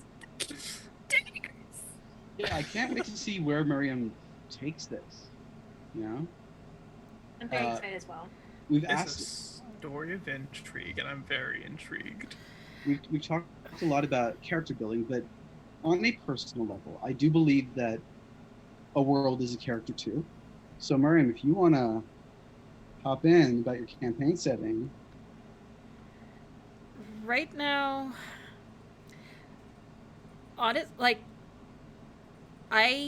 I think it went a lot better than I expected, not because I had any doubts in the players. It was more on myself, as literally there were so many things to do prior to stream that writing something for the game itself was literally 5 minutes before we went on air. Like, that's how bad it was. I was traveling first class on Seatband Airlines that night. So my hope is that That airline's still running. The airline's always running. But I honestly, I sincerely hope that now that a lot of that stuff, which I don't have to repeat and do from scratch again, gives me more time in these 2 weeks to put all my chaotic thoughts onto some sort of organized way where then it can hopefully add, like, when the characters... I always say Morgan has the cutest hiccups. Yeah, I was gonna say it's a hiccup, not a sneeze, because I knew I was gonna. You were gonna say bless you. It's like sneeze. I bless cough. everything. But yeah, like, I have a lot of things that are still stuck here that needs to get onto paper or some form, and I'm hoping in the next 2 weeks I am able to do that and hopefully give a little more information. A lot of what I had done prep-wise for the first game was making sure all the players had a sense of their self, like their characters in the world, and I made sure that was properly done for the first episode, which I think happened. So I'm very happy for that, and definitely between now and then I'll be conversing with all of them on what happens next. And this auction was kind of yes, there's going to hopefully be some plot hooks we'll figure out, but it was also sort of if nothing else, throw magic items at players. Because nothing ever goes wrong with magic items. Everything goes completely fine. I mean, an auction and a bazaar, which is where we started, they're good ways to impress upon people the very visuals of the setting, right? They're very good at... There's a reason why, like, a lot of Shakespeare plays ignore their initial monologues, because those initial monologues are written after the fact, but a lot of them open up, we are in a castle and we are talking about the issues of the day, aren't we? Yes, we are. Look at the issues of the day. Great. Now let's turn to the actual plot. Because you need that set dressing to get people, not just like the players, I think, but like even people viewing it, into the mindset of someone in that world and imagining it in their skulls as best as they can. And just take the image and push it in your skull. Takhthabad is analogous for Delhi. So that's where everybody is, in Delhi, not Delhi. It's not New Delhi, it's not Delhi. It's not Delhi. And I think I had said on stream or maybe I haven't. I did go back and watch it, but I think I need to, when I start making my guide notes, I'm going to rewatch the episode and try to remember everything. But Takhthabad literally means Takht, which means throne, and Abad is sort of like a population or like a city. So it's like a city of thrones. Game of Thrones. Once again, folks, this is why you agree on lines and veils before you start. I apologize. I really do. I've never heard of Game of Thrones. What is that? Wait, I it's think- GAYM. Game of Thrones. So what Game of Thrones is, I can explain it, is everyone just picks up a throne, and then they just start tossing them to each other, and the first person to drop a throne, I think, loses, and what they lose is the ability to take one of the thrones home with them. I thought it was okay. musical chairs. I thought it was you play some music and everybody kind of goes around. Yeah, exactly, musical chairs. It's musical chairs, except you're throwing the chairs instead of. We're juggling Yeah. chairs. We did it, everyone! We done it. We done did it. Also, apologies as acting as moderator here, but if you can't get enough Sarzamine, the Musafir's pod is coming back, yes? Yes. It And they're was. looking for new cast members. Yes. You can find the link. I'm plugging. I don't know what I'm plugging, but I'm plugging. But thank you so much. But yes, we are looking for cast members. The reason why there's a huge gap is because life, and also I am right now sole editor, so trying to get to that through that backlog is a work and a half. But now that Huetopia's done, I should be able to, or rather not done, but like all the extra beginning work. Launch is done. Launch is done. Congratulations, Did the everyone. This is thing. the final stream of Huetopia. Everyone, I'm glad you joined it with us because it's been a ride. Successful start, rocky finish. I'm sorry, Jess. It's It was fine. a good 3 This- days. It's fine. no, I take full responsibility. This is on me. Let's be clear. The guy who's not in any of the streams just came You on this will one. be. You will be. Oh, inshallah. One of these Inshallah. days. I don't know if any of you, I don't know how many of you have edited podcast episodes. I'm assuming most of us have. They're a fucking trip. Like, oh my god. Some What? people turgle all the time. Oh, And Turgle. it's so much. What's a turtle? So, oh god, I have to go back so many years to try and explain this. You know those captchas where they show like the weird words and stuff? Oh my gosh, yeah. There was a captcha at one point that someone took a screenshot of that said, "Who turgled?" And they made it into a mini comic of like a classroom where the teacher's at the board and one of the students goes turgle turgle and the teacher turns around and it's the captcha of "Who turgled?" And so for Prism Pals, we just use that as a catch-all for like random noises in the background of like your audio. Not like constant noises, but like, okay, someone was clearly just throwing a dice around or like tapping their foot. All Yeah. that sort of stuff is just categorized as a turtle.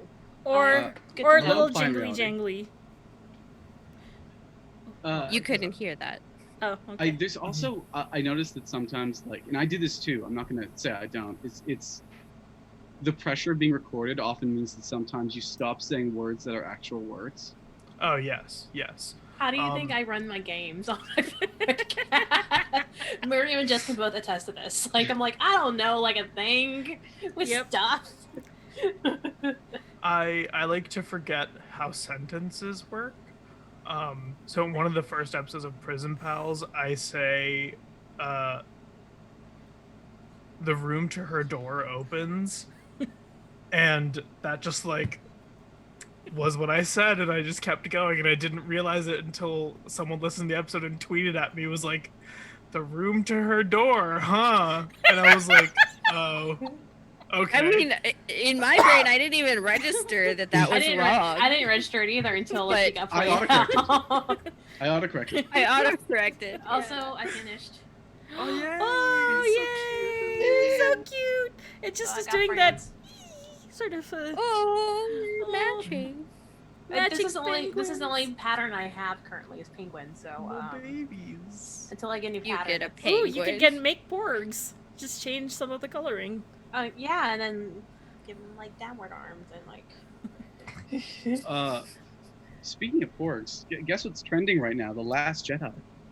I don't know why. It just is. Why? Oh, okay. Probably people now have time to get a Disney Plus account or something. Look, when you're done Actually- watching Hamilton, I've never seen any of the Star Wars movies. Oh, big high five over the internet. Go, Russ. that's it. I'm done with the stream. Bye. Like I never. So I was a child who, when I grew up, my parents were like, animated movies are the only thing you're allowed to watch until I was old enough to start going to the movies by myself. So a lot of the movies from like people's childhood that they remember, especially my age, I've never watched. Like Goonies, Ghostbusters, any of the Star Wars movies, any of the Lord of the Rings movies. But those were before our times, at least the original Star Wars and the Goonies. Well, I still know that like a lot of kids I grew up with like praised those movies. Even like Princess Bride I never watched. Like there's just so many movies I've just completely skipped me over. And anytime I talk to a white person about it, they're like, "You haven't seen this movie?" Oh, and I I'm hate like, it when people do that. Oh, I haven't. Yes. I mean, I was the guy who, like 5 seconds ago, I haven't seen any anime. And I've believe never me, heard I of have the been in the room. animes. I had been in the room, and I've had people be like, "You haven't seen any anime? Do you live under a rock? Were you born yesterday?" No, I was just born in Dubai. It's also like, I'm sorry, I've lived, you know, just over 20 and a half years. I'm older than that. I'm in my late 20s. I'm in my late 20s. I don't have time to see everything in the world. You know, I got to make decisions and do other things. We had parents that expected us to have good grades our entire lives, so we were too busy doing some shit. I watched. We went to but I a still watch the movie theater. animes. It was a treat. Oh, I watched.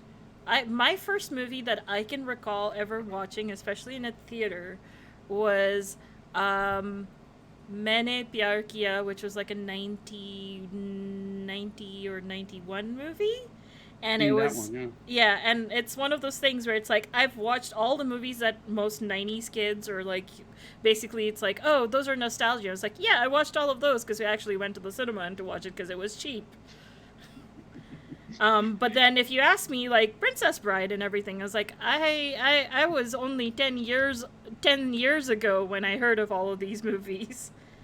And the worst part is that's used against me as a, well, you're clearly not Canadian if you don't know this shit, or you don't know who, there was a band that I really should I should remember their name. One of the band members had cancer, and it's a Canadian group, and, I forget, it's not The Cure. The Bare Naked Ladies? Not the Bare Naked Ladies. Something older. It's like a alt. We'll play Guess That Game. Buddy, I'm in my late 20s. I can only go so far. Okay. Well, no, it's around. It's a little older than Bare Naked Ladies, but not that much older. Rush, yes, I think it's Rush. Oh, I don't know bands either. I don't. Okay. I know of bands. I don't know bands. I don't regularly listen to music, to be honest. It's been a while. I mean, I listen to music. It's just like, I don't know. I listen to weird stuff. I grew up with country or classical. I did too. That's a wide divide. Mm-hmm. Well, I know I grew up with country, and that's about it that my mom would let me listen to. So the ladies formerly known as the Dixie Chicks, now just known as the Chicks. Mm-hmm. Leanne Rimes, Reba McEntire, Brooks and Dunn, Martina McBride, Garth Brooks. Like, catch me with that. Sure. I know British I pop. grew up with the news. Mm. That's what we listened to in the car when we went anywhere. I was It like, was the news. I thought it was a band member. I was like, band. what's the news? No, well, it's hilarious. When you said the news, I'm like, so you listen to the news, but not with Huey Lewis? What is going on? No, it was literally just like, okay, what's our local radio station playing for like what's happening in the area? What's the weather like today? And that was it. That's all. That's literally what I grew up with until I think I was in, like middle school, because my older brother was in high school, and he finally like turned the dial on the radio, and it was like, oh my god, there's music on this thing too. It's not just current events. It's funny because like this reminds me of how I actually watched Star Wars for the first time. So I was born in the 90s, so I was born around the time for the prequel trilogy. That's the words. And I did watch one of those in theaters. But when I was introduced to Star Wars through the original trilogy, through this like the original VHS tapes, in a basement, sitting on a busted mattress, watching a television screen that is smaller than my computer monitor right now, thanks to my cousin, who did it in the middle of the friggin' night. It was like we got away like bandits, and my dad was like, "Oh, you wanted to see Star Wars? Why didn't you ask? I've been here the whole time." Like I was supposed to know. Anyway, that's the moment I decided I wanted to be Princess Leia when I grew up. Yeah. Haven't gotten there yet. Not Princess there yet. now General. Heck yeah. I mean, I'm saving the General Leia phase for like a bit old. Once I reach the Princess phase, we'll move on to the General phase, but I need to reach that Princess phase first. I need to be able to look Darth Vader in the eye and, you know, incessantly mock him. Just incessantly mock. Oh, I love it. I love it. Yeah, Dad. I mean, your hair's enough to do the space blends. Like, I love your locks. Like, you just easily like swoop them. I probably should one of these days. I'm working very hard on trying to like figure out how to transform this into, because I was never thinking about growing it past my shoulder blades until quarantine happened, and now it's just You're just Taking like, on let's run free. yeah, Yeah. might as well. Unlike This is me, the where I was like, oh, longest I was my like, hair has ever oh, been. I'm gonna cut my hair, and I chopped 11 inches off my hair, and now it's like, I don't want to take it out. It's here now. Yeah. It was down to like here-ish. I mean, this is a great time to, honestly, any time, in my opinion, is a great time to experiment with what you want to look like in the few ways you can, whether that's your hair or your facial hair or tattoos or something. Like, if you have the ability, you should experiment, because otherwise you're just doing what the world tells you, and that's never going to make you happy, even if that's the way you want to look like at the end. I will But- say, love tattoos. Think they're great. Little more permanent than changing your hair. Just Share to, with us tattoos, please. Unless can- it's henna tattoos. unless Yeah, I was it's thinking henna. of like henna or Mendy, right? Yeah. Mm. Yes. But I guess that's a really brown thing. So. See, I understood that you meant that, but like, there are other tattoos, unfortunately, that Eid's- people have to be Eid's coming aware up of. soon, so I'm gonna be putting some henna on my hands. Although it takes 2 days for me because I have to do it on one hand and then the other hand. Oh yeah, you're doing it single-handedly. Good luck. I got too much. Damn. I've got too much arm hair. It's just too much. I got it like only like the palms I can do. Yeah, that's kind of the same with me, and I realized to actually kind of use the like when putting henna on hair to kind of use where the natural flow of the lay hair of the land. to kind of lay down the henna so it doesn't bleed and other things. I've got like we've reached the length point where it's kind of impossible. But I do know that if I wanted to like put fake scars on my arms or something, because I've had to do that before, I can gel up the hair or use like some sort of slick thing, part it, clean up that small stripe, put it on, wait for it to dry, and then wipe it all off, and it will look like there's always been a scar there. It's a lot of work. Sounds like Pointless what, body hair is a lot of work. it sounds like what drag queens do, like for eyebrows, where they just like glue them back. Yeah, yeah. You just probably just glue your arm hair down. If you Are we need just to. gonna skip over the fact that you've like had to put on fake scars? Cosmetic scars. Yeah. Hell yeah. I used to act. Okay. Way back in the day. When I See, was I a figured young it was lad. that. That's why I didn't. You Also, always like have to Halloween ask. costumes. You know, maybe you want to walk around like your hand's been through a shredder, or your head's been through a shredder. I don't judge. As long as you're not like offensively pantomiming someone, you're good. Don't do that. Yep. Don't do that. Cultures Don't are do that. not a costume. Oh, I have such. So I was watching Asians Represents discussion about L5R. I haven't gone to those yet. I just finished the D&D Oriental Visions. Like I just powered through that this past week, so now I'm like, Oh, I'm so sorry. it's good background noise while I'm working, so It's good background noise. Oh, that's adorable. it's my Whatever that daddy. is. Betty. Daddy. Like Big like, hugs. Big squish. I'm just listening. Yes. Sorry, I had to wave them around for emphasis. I do recommend the L5R. There's only 2 out, but they're fantastic. And I also recommend. I just finished watching Jiangxia. Oh yeah, that was Banana. this Did a afternoon. good job. It was Yeah. so good. They're gonna Oh have yeah, a sequel. Jiangxi and the banquet hall. Yeah, It's so I good. was We in played a it. recording for Powered by the Players. No, not Powered by No. the Players for Level up. Roll. It was Welcome for the roll to. It was for the roll to play network at some point. Yeah. I don't know if they're. Recorded. I don't know if it's released or not. I think they're waiting to release those when the Kickstarter drops, which is next week, July 14th. Okay. Follow it if you can on Kickstarter. Yeah. Its mechanics are very, very unique and very, very intricate. I highly recommend checking it out. I got like a little bit of a walkthrough yesterday thanks to Banana, because Banana were like, let's just have dinner and talk, and that was a lot of fun. Oh, but my point Banana. with L5R is that there's one of the clans called the Unicorn Clan, and they're based upon the Mongol people. Not well, but you know, and they walk around carrying like. They basically walk around carrying shumshirs, which is like a curved sword you find in like sort of the Middle Eastern area, Iran, Iraq, and there's no brown people at all, to my knowledge, in that game. Well, it's because Mongols and Mughals get confused all the time. Oh, I get that. It's just like, oh, so this is another situation, even though this isn't a game about white people, where you'll take our swords, but you won't use our faces. How sweet. It's nice to know I can get this everywhere.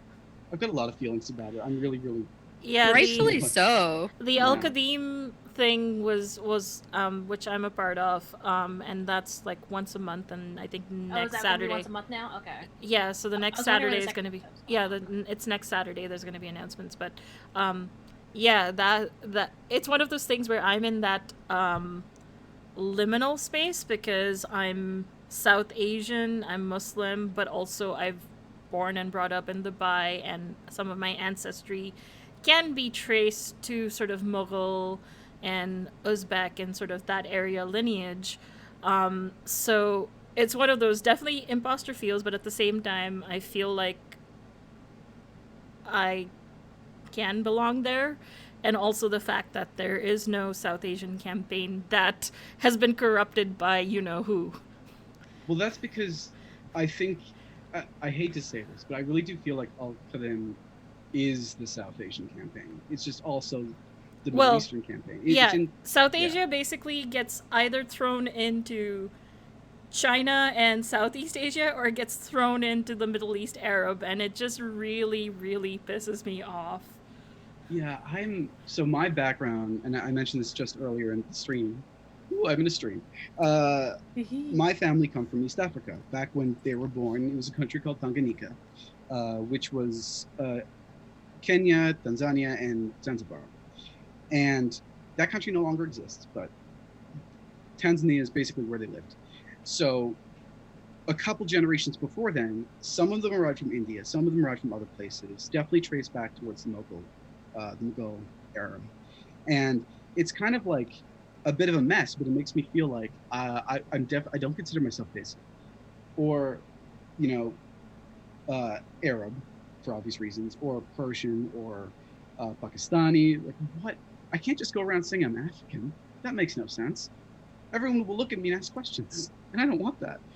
I get what you're saying there, and it's a hard thing, right? Especially when everyone tries to compare you to something that you have connections to, but they're one step away. Like, I ate a bowl of biryani today because mom made biryani, but the way biryani looks where I grew up and the way my family makes it is entirely different from what anyone else thinks of when they think of biryani. Biryani, there's one for every community, honestly. There's right? like so many different ways of making biryani. Ours is a curry on rice. It's not a full-on rice dish, right? Which is not, most people don't think of that. So I always feel like one step out of place whenever I'm trying to talk about brown issues, while at the same time thinking, oh, I belong here and I know way too much about this stuff. I don't know why I brought that conversation into it. No, that's an important conversation to have. I mean, like, race and diaspora and all this different stuff that, like, we go through. And, like, when you were saying, like, oh, people will ask you if you're from here or you're from there, and sometimes you just don't want to explain it. Sometimes you just don't want to go into, like, the whole history of where your family comes from. Yeah. Like... No, but what are you? Where are you really from? Texas. No, really, like No, but before Texas. Texas? For Texas? England. Florida, then Texas. But like, so for me specifically talking about intersections of identity, dating apps, being a queer person of color. Oh yeah. Oh my god. There's so much shit you have to deal with like people just being like, where are you from? Well, I was born in Philadelphia and brought up in Pennsylvania, and I've only lived in the US. And did they're you like, go "No, to but- Bel Air? I'm sorry, just Oh, dare continue. you! I had the Dare same- you bring up Will Smith in the middle of this? Sorry, continue.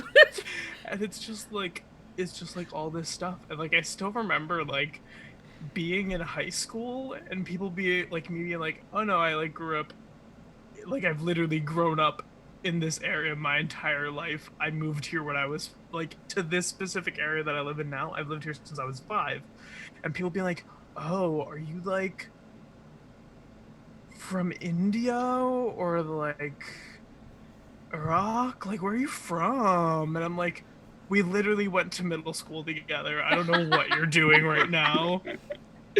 I'm from your classroom. I've been sitting beside you for years. Where are you from? No, I'm a tour guide in my day-to-day. Well, I used to be. That was before this. In my day-to-day life, and often the question I get while I'm telling people the history of like these haunted buildings or whatever is, wait, where are you from? And I work in Toronto, and I was born in that city. Generally, like by the time someone asks that, I can point down the street and it will directly point towards the hospital I was born. But it never stops there. I'm like, okay, do you want me to pull out my birth certificate? No, I get it. You were born here, but like, where are your parents from? And I'm like, well, my mother's been here since she was 6, and my father's been in the UK. And then they ask, wait, where are they from? And I'm like, Africa? Eastern Africa? Where do you want this to go? What do you want from me? What is the answer? Do you want my Spain. ancestry? Spain. I'm from Spain. Can we be done with this now? Like, and like one of the questions that I don't know if y'all get this question, but or statement rather than a question is, your English is so good, and I'm like, It's I could vaporize you right now. I would. It's tangential, but my dating days, which were definitely almost 2 decades ago, I actually had, and that was in the Dubai dating pool, which you'd think would be a lot nicer considering there's a lot more brown people. No, I will probably take over the questioning white people of what are you over them any day. That's how bad it was.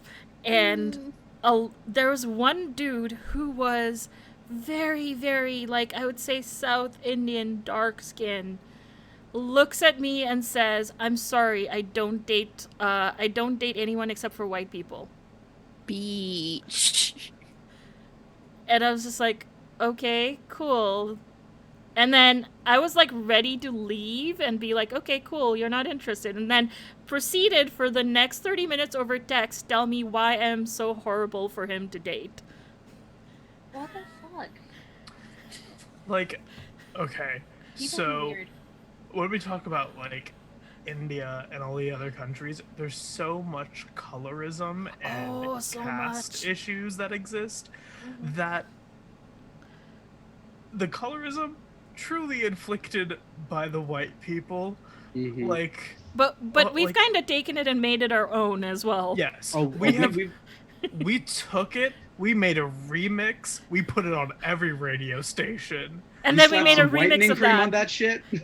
Yes, some beauty lightening cream, like in Oh. India. Oh my god. Raise your hand if you've had your skin bleached before. Oh my god. It's so bad. It's so bad. And that was Yeah, in it my is. teens because I didn't know better. Yeah, Oh, in the Philippines, there's a thing that they advertise and sell all the time in places. It's called Escanol. We were I've Some seen of us that, were and taught I've I've tried seen it. that. and used it to wash our faces at night. It's yeah. I mean, My mother's done it. My sister's done it. I've done it. Um, it's it's a part of our life. It's a part of our identity at this point. That colorism. It's really seeped itself in there because, and to be fair, this is because we have been coerced a lot into white society and broken down into it and colonized and pushed and pushed and pushed until we adopted it or we continued to suffer. But the fact is, we're beyond that point now, and we need to, as cultures, acknowledge where we're doing harm ourselves, because we no longer. It's no longer enough to just blame colonization, because at this point, it's part of who we are, and we need to divest from it and make that choice for ourselves. White people will not do it for us. And like the thing is that there's so much, at least speaking from a South Asian perspective, there's so much inherent racism in the community. Casteism. That's just like not just casteism, but like racism towards other races, like towards anti-blackness. People, towards yeah, anti-blackness. Like even in the Mexican community, anti-blackness and anti-indigenous is real. Like, yeah, it's so bad, and it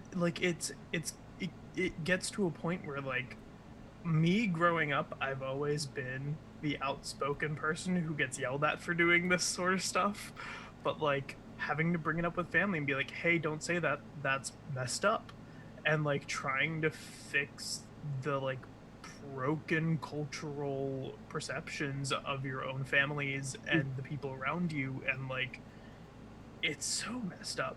And like a lot of, from what I've seen, a lot of people of color a lot of non-black people of color see anti-blackness and be like, oh no, that's a white person thing, it's not part of our culture. But it is, like, it's inherently there. And it's like being able to see that and address it and like change the harm that's being done. It's a lot of work, but you got to do it because the white people aren't going to do it. And like, you're the only people who can fix that in your family groups, in your like friend groups and everything. It was born, and, like, and even like anti like East Asian, even amongst like the Desi community, there's like, oh my god, there's a couple of movies that I watched and rewatched, and I'm just like, oh my god, this is so awful. Like, they do things like, you know, pick their eyes and then say something that's sort of like the equivalent of what mocking Chinese. Yeah. And it's passed off as a joke, and it's like a comic relief thing, and I'm just like, oh god, this is bad, this is so bad. And there's like a lot of movies that, except for those one or two scenes, probably are awesome movies, but it's like, I don't want to show this to any of my friends, especially East Asian friends, because I am not sure how to explain that, and I don't really want to. It's, I mean, these things may not have been born of our culture, but our adoption does make us complicit. Yeah. And to be fair, this is not like just a brown person thing. This is, almost every single group has been weaponized against one another in this way. And the fact that we continue to do so, even as we proclaim, it's not our fault. It's a sincere issue that will constantly keep racism at our heels. Because even if we somehow undo anti-brown racism within the next 10 days, say, the anti-black racism in our communities will allow us to permit anti-brown racism again, because we permit something that is close to what we already do. You know, I have a hard time explaining this, but if you direct a missile towards another group, you still permit the use of missiles. And that means one day another will come back to you. So, talking about like the weaponizing of like races against each other, if you look at the history of America, and like, so this is gonna be very America central because I grew up, raised here, I know that education. If you look at the history of America, when immigrants started showing up, there was a history of like American propaganda of like saying, okay, this new group of immigrants is bad. And the new group of immigrants, so specifically like starting out with like the Irish as like one of the first groups of immigrants who like showed up and had a bunch of Irish racism, they became accepted when Irish people started showing hatred and racism towards black people, because then it was more like, oh no, they're part of the accepted group now because they also hate black people. And then it continued to happen with a bunch of other immigrant groups repeatedly. It was like a repeated cycle, and there's plenty of books, articles, and other things that like talk about the propaganda and like have photos of it and that kind of stuff, and how it changed from like, okay, this immigrant group is an out group to this immigrant is now an in group because they're on our side of hating this group. And like one of the things with like South Asian and Asian immigrants is that like currently in modern day society we are given the model minority trope, which is a trope that is used to put down other minorities, because it's like, oh, if the Indians and the Asians can do it, if the South Asians and the Asians can do it, why can't they do it too? Why can't the Latinx people do it? Why can't the black people do it? And it's you weaponizing minorities against minorities to keep them both down. Yeah, and it's a constant running cycle. I mean, even the model minority myth has during the I grew up in the shadow of 9/11, as did many people who look like me and many people who believe like me. Uh, but there were people who were saying, well, look at the Latino people. They're, because Latinx was not a term used that back then. Look at the Latino people. They assimilate into society. Why can't you? You know, why can't you show up with a ham sandwich? Or why can't you wear certain colors? It was like a laundry list Why of, is it that Jewish people are allowed to not eat ham and pork products, but suddenly Muslims can't? Because we're just, otherwise we're just like terrorists full of hate if we don't eat a fucking ham sandwich. okay, Bruh. the truth behind that is, honestly, most Islamophobia has nothing to do with religion. It is entirely others. Yep. Yeah. Yeah.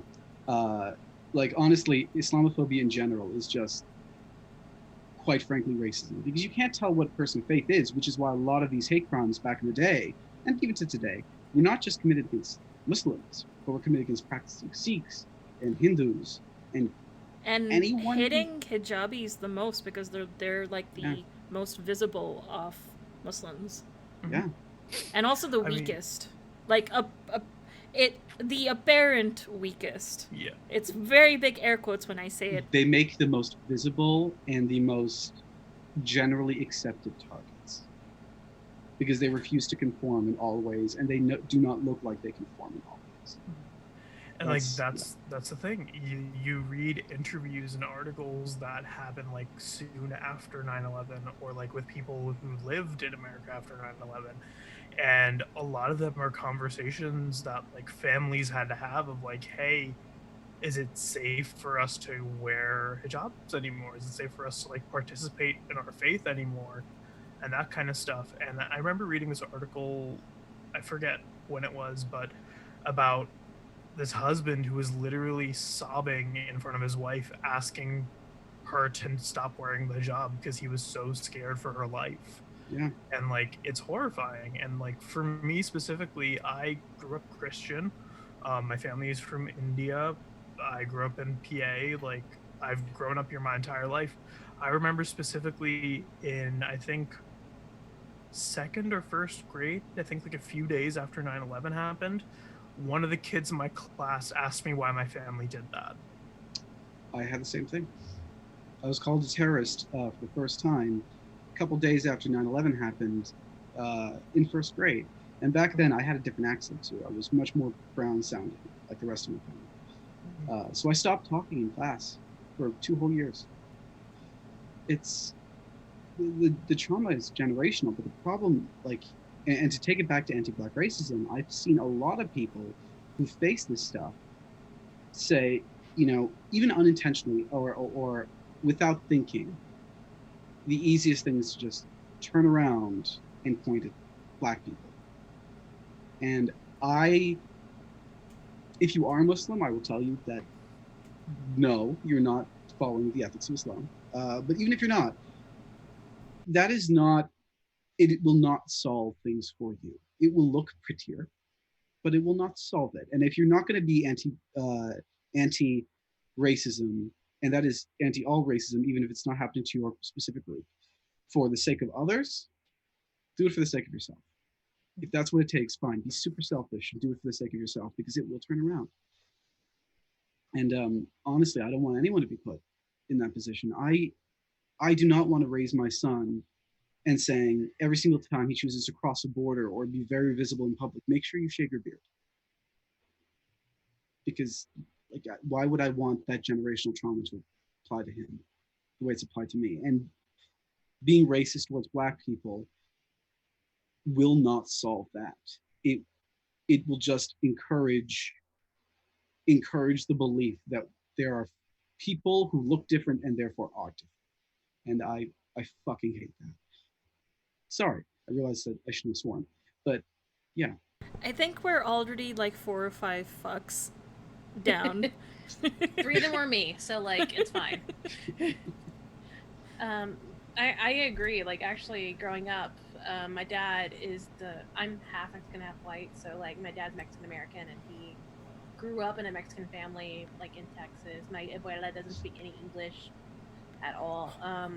But he straight up told me, "Don't date a deaf Black man." I was like, "What? How?" Neville says, "Don't be anti-Black." Yeah, that's right. Yes. And it's one of those things that, you know, when some things your parents say just stick to you, and that's just one thing that just kind of just fucking sucks. Like, Oh yeah. I think the biggest conversation when we're talking about, oh, we need to correct our families, it's the biggest pushback we get is they firmly believe that it's a work ethic thing, not a racism thing, right?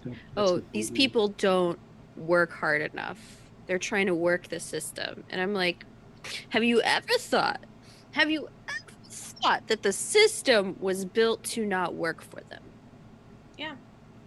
Yeah. That it's not a work ethic thing. So like, fuck you for trying to tell me that this one person is already going to be, by the sheer value of their skin, more likely to be a bad person.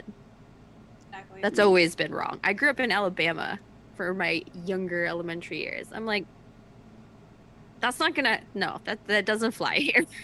I grew up in one of the racist towns in Texas, so I understand. I grew up in the Great White North. It's considered a sundown town. That's how bad it Yeah. is. Oof. Yeah. Oof. Been there. My mom still lives there, and I'm like, she's like, come visit. I'm like, I don't wanna. I love you, but no. Come visit me. Come visit me. Come to the good city. Come to a city. I grew up in Dubai, which is an odd mixture of actually being very multicultural, but literally having a social hierarchy of race and communities and cultures. And being Bengali, specifically Bangladeshi Bengali, put me pretty close to the bottom rung, or like one above. And it doesn't feel good. Like, literally, pay packages were by nationality, not literally in law encoded, just that was the system. Whatever paycheck I was earning, say, let's just say $5,000 or whatever, if I had just done my Canadian degree and gone back to work, I would have easily gotten 15,000. And wow, the biggest, I think, my biggest motivator to basically immigrate and do the thing I've been wanting to do, like as a life goal, sooner, was the fact that even though I was a night editor, my my tech person, who was technically, like, by title and everything, of a lower lower rank than me, was earning more money than me because she was European. No. Even though I was a night editor for an online newspaper. Yeah. don't like that. I hate that's the reality. I really despise it. Yeah. And the thing is that, like, that's even a reality here too. Oh yeah. It's just that like they've made it so encoded to like company culture. You don't talk about your paychecks with each other. You don't discuss it. That like it's you just don't know. Like when I worked retail, my two bosses for my department, I worked in a printing department, and there were 3 of us who were managing 7 days a week for this entire department, and we were open like at least 12 hours every day. So the 3 of us, there was one day where my boss was like, "How much do you make?" And I told her, and she was like, "That's not even a third of what I'm making. And I've been here for 1 month longer than you, with as much experience as you started with." And then I went to the boss and I was like, "Hey, I want to make as much as she does, otherwise I quit." And they were like, Okay, bye. "Okay, bye."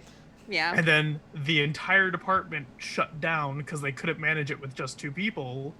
And then they called me and were like, "We're willing to give you that money." And I was like, "Cool, great, thanks. I'm glad it only took the complete shutdown of your system for you to pay me what I deserved." I've had situations like that where I've left, everything shut down, and it's just like, here's all these changes I've been asking you to do to make my life easier, so I'm not doing the work of 3 people, and now you implement them once I've quit. Yeah. Once they realize they couldn't do it without you, they're like, "We need Yep. you." So there's been like a thread running around Twitter, and I'm not going to go too into depth about it because it's one of the subjects we said we wouldn't talk about. But it is, big companies can move fast when they want to.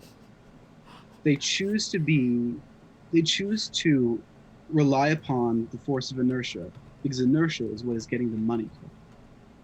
As long as they don't rock the boat, things stay the same. There's no need to innovate, especially when you're already top of the field or you're already doing well enough, which means it takes total destruction for them to even consider doing the most basic and small of changes.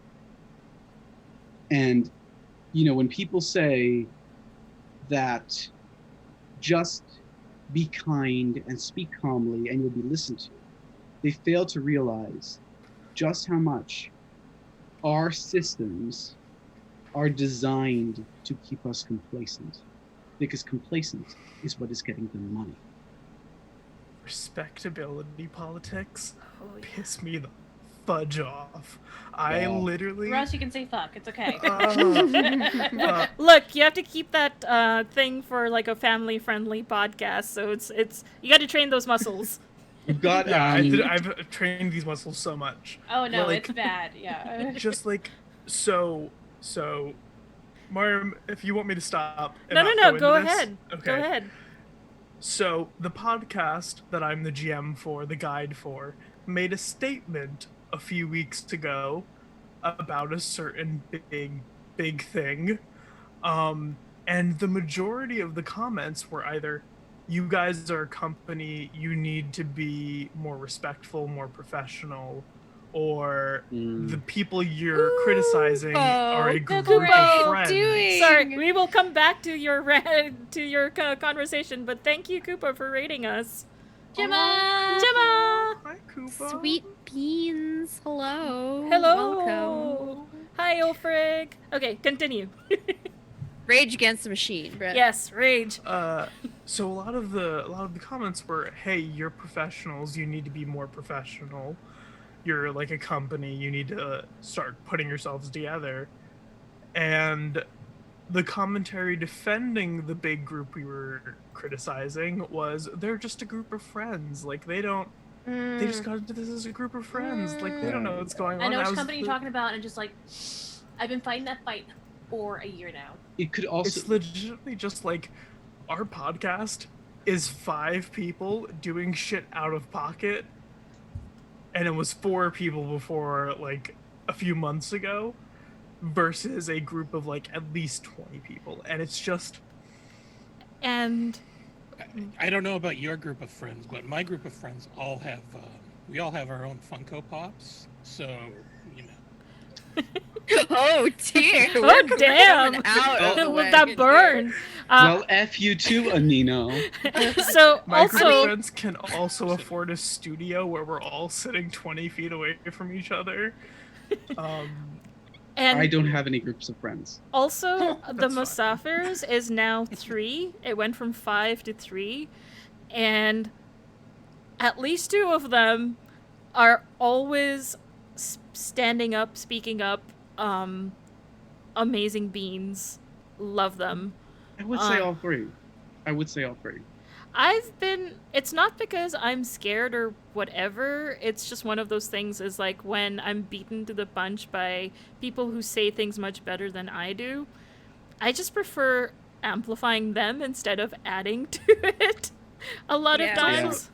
There's also just some days where you're like, God, I'm so tired. I can't do this today. I'm gonna leave this to someone else. Just because, Yeah, Viditya, join us. energy. Jump in. The yes, party's still please going. do. The party's Yeah. still going. Don't mind the primates in the chat. Just scroll up, find the link. And whatever you do, if you're gonna bring potato salad, make sure you season it first, okay? And don't No put raisins in it. No raisins. No raisins. Wait, who You put put- who Did I put read raisins? this? Who put raisins in potato salad? Who do you Who do think? you think? Who do you think? Who do you think puts raisins in potato I salad? don't know who does. The Miriam, whites. The whites. Yeah. Why? Karen does. Why? of the wheat. Karen's potato salad. Right there. Like, I made potato salad a week or 2 ago, and I can tell you what I put in it, and it tastes delicious, and this is how I've always done it. I can't. I'm having a physical reaction to the idea of raisins being rehydrated by mayo and mustard. Oh no, why? Why? Ugh. Ah. Sorkia, who's in the chat, is saying that golden raisins are great in their potato Raisins are an salad. exception to a lot of things. You But- know but- what? Yeah, I would fucking try golden raisins as potato salad. That's But just fine. regular red raisins, just like I don't like Little, like, sweet the in my little, like, potato box. salad. But like, I don't understand That's why my people thing. put sugar in potato salad. people put sugar in That- potato salad. Yeah, some people put sugar in like any sort of like slaw dressing or whatever. They put sugar in it. No, Why? no. Why? I like a good tart one. But my point is that we're not like criticizing only the concept of raisins in potato salad. It's the fact that white people don't season their food and then they're adding friggin' raisins into it. Yeah, What is yeah. going on? Is salt 'Cause they're too just- spicy for you? That's the, like, Bacon No, is the we've- epitome We've of taken too much flavor. salt. We've just taken too much salt. We're just so salty all the time. I mean, there's like a whole, like, literally, not even kidding. Europeans went to discover India for spices, then said, "Oh wait, it's too spicy for us. We can't use them," and then just didn't use them. And then their hot cuisine is essentially trying to make it so bland so you taste the original flavors of the food. It's like, cool. But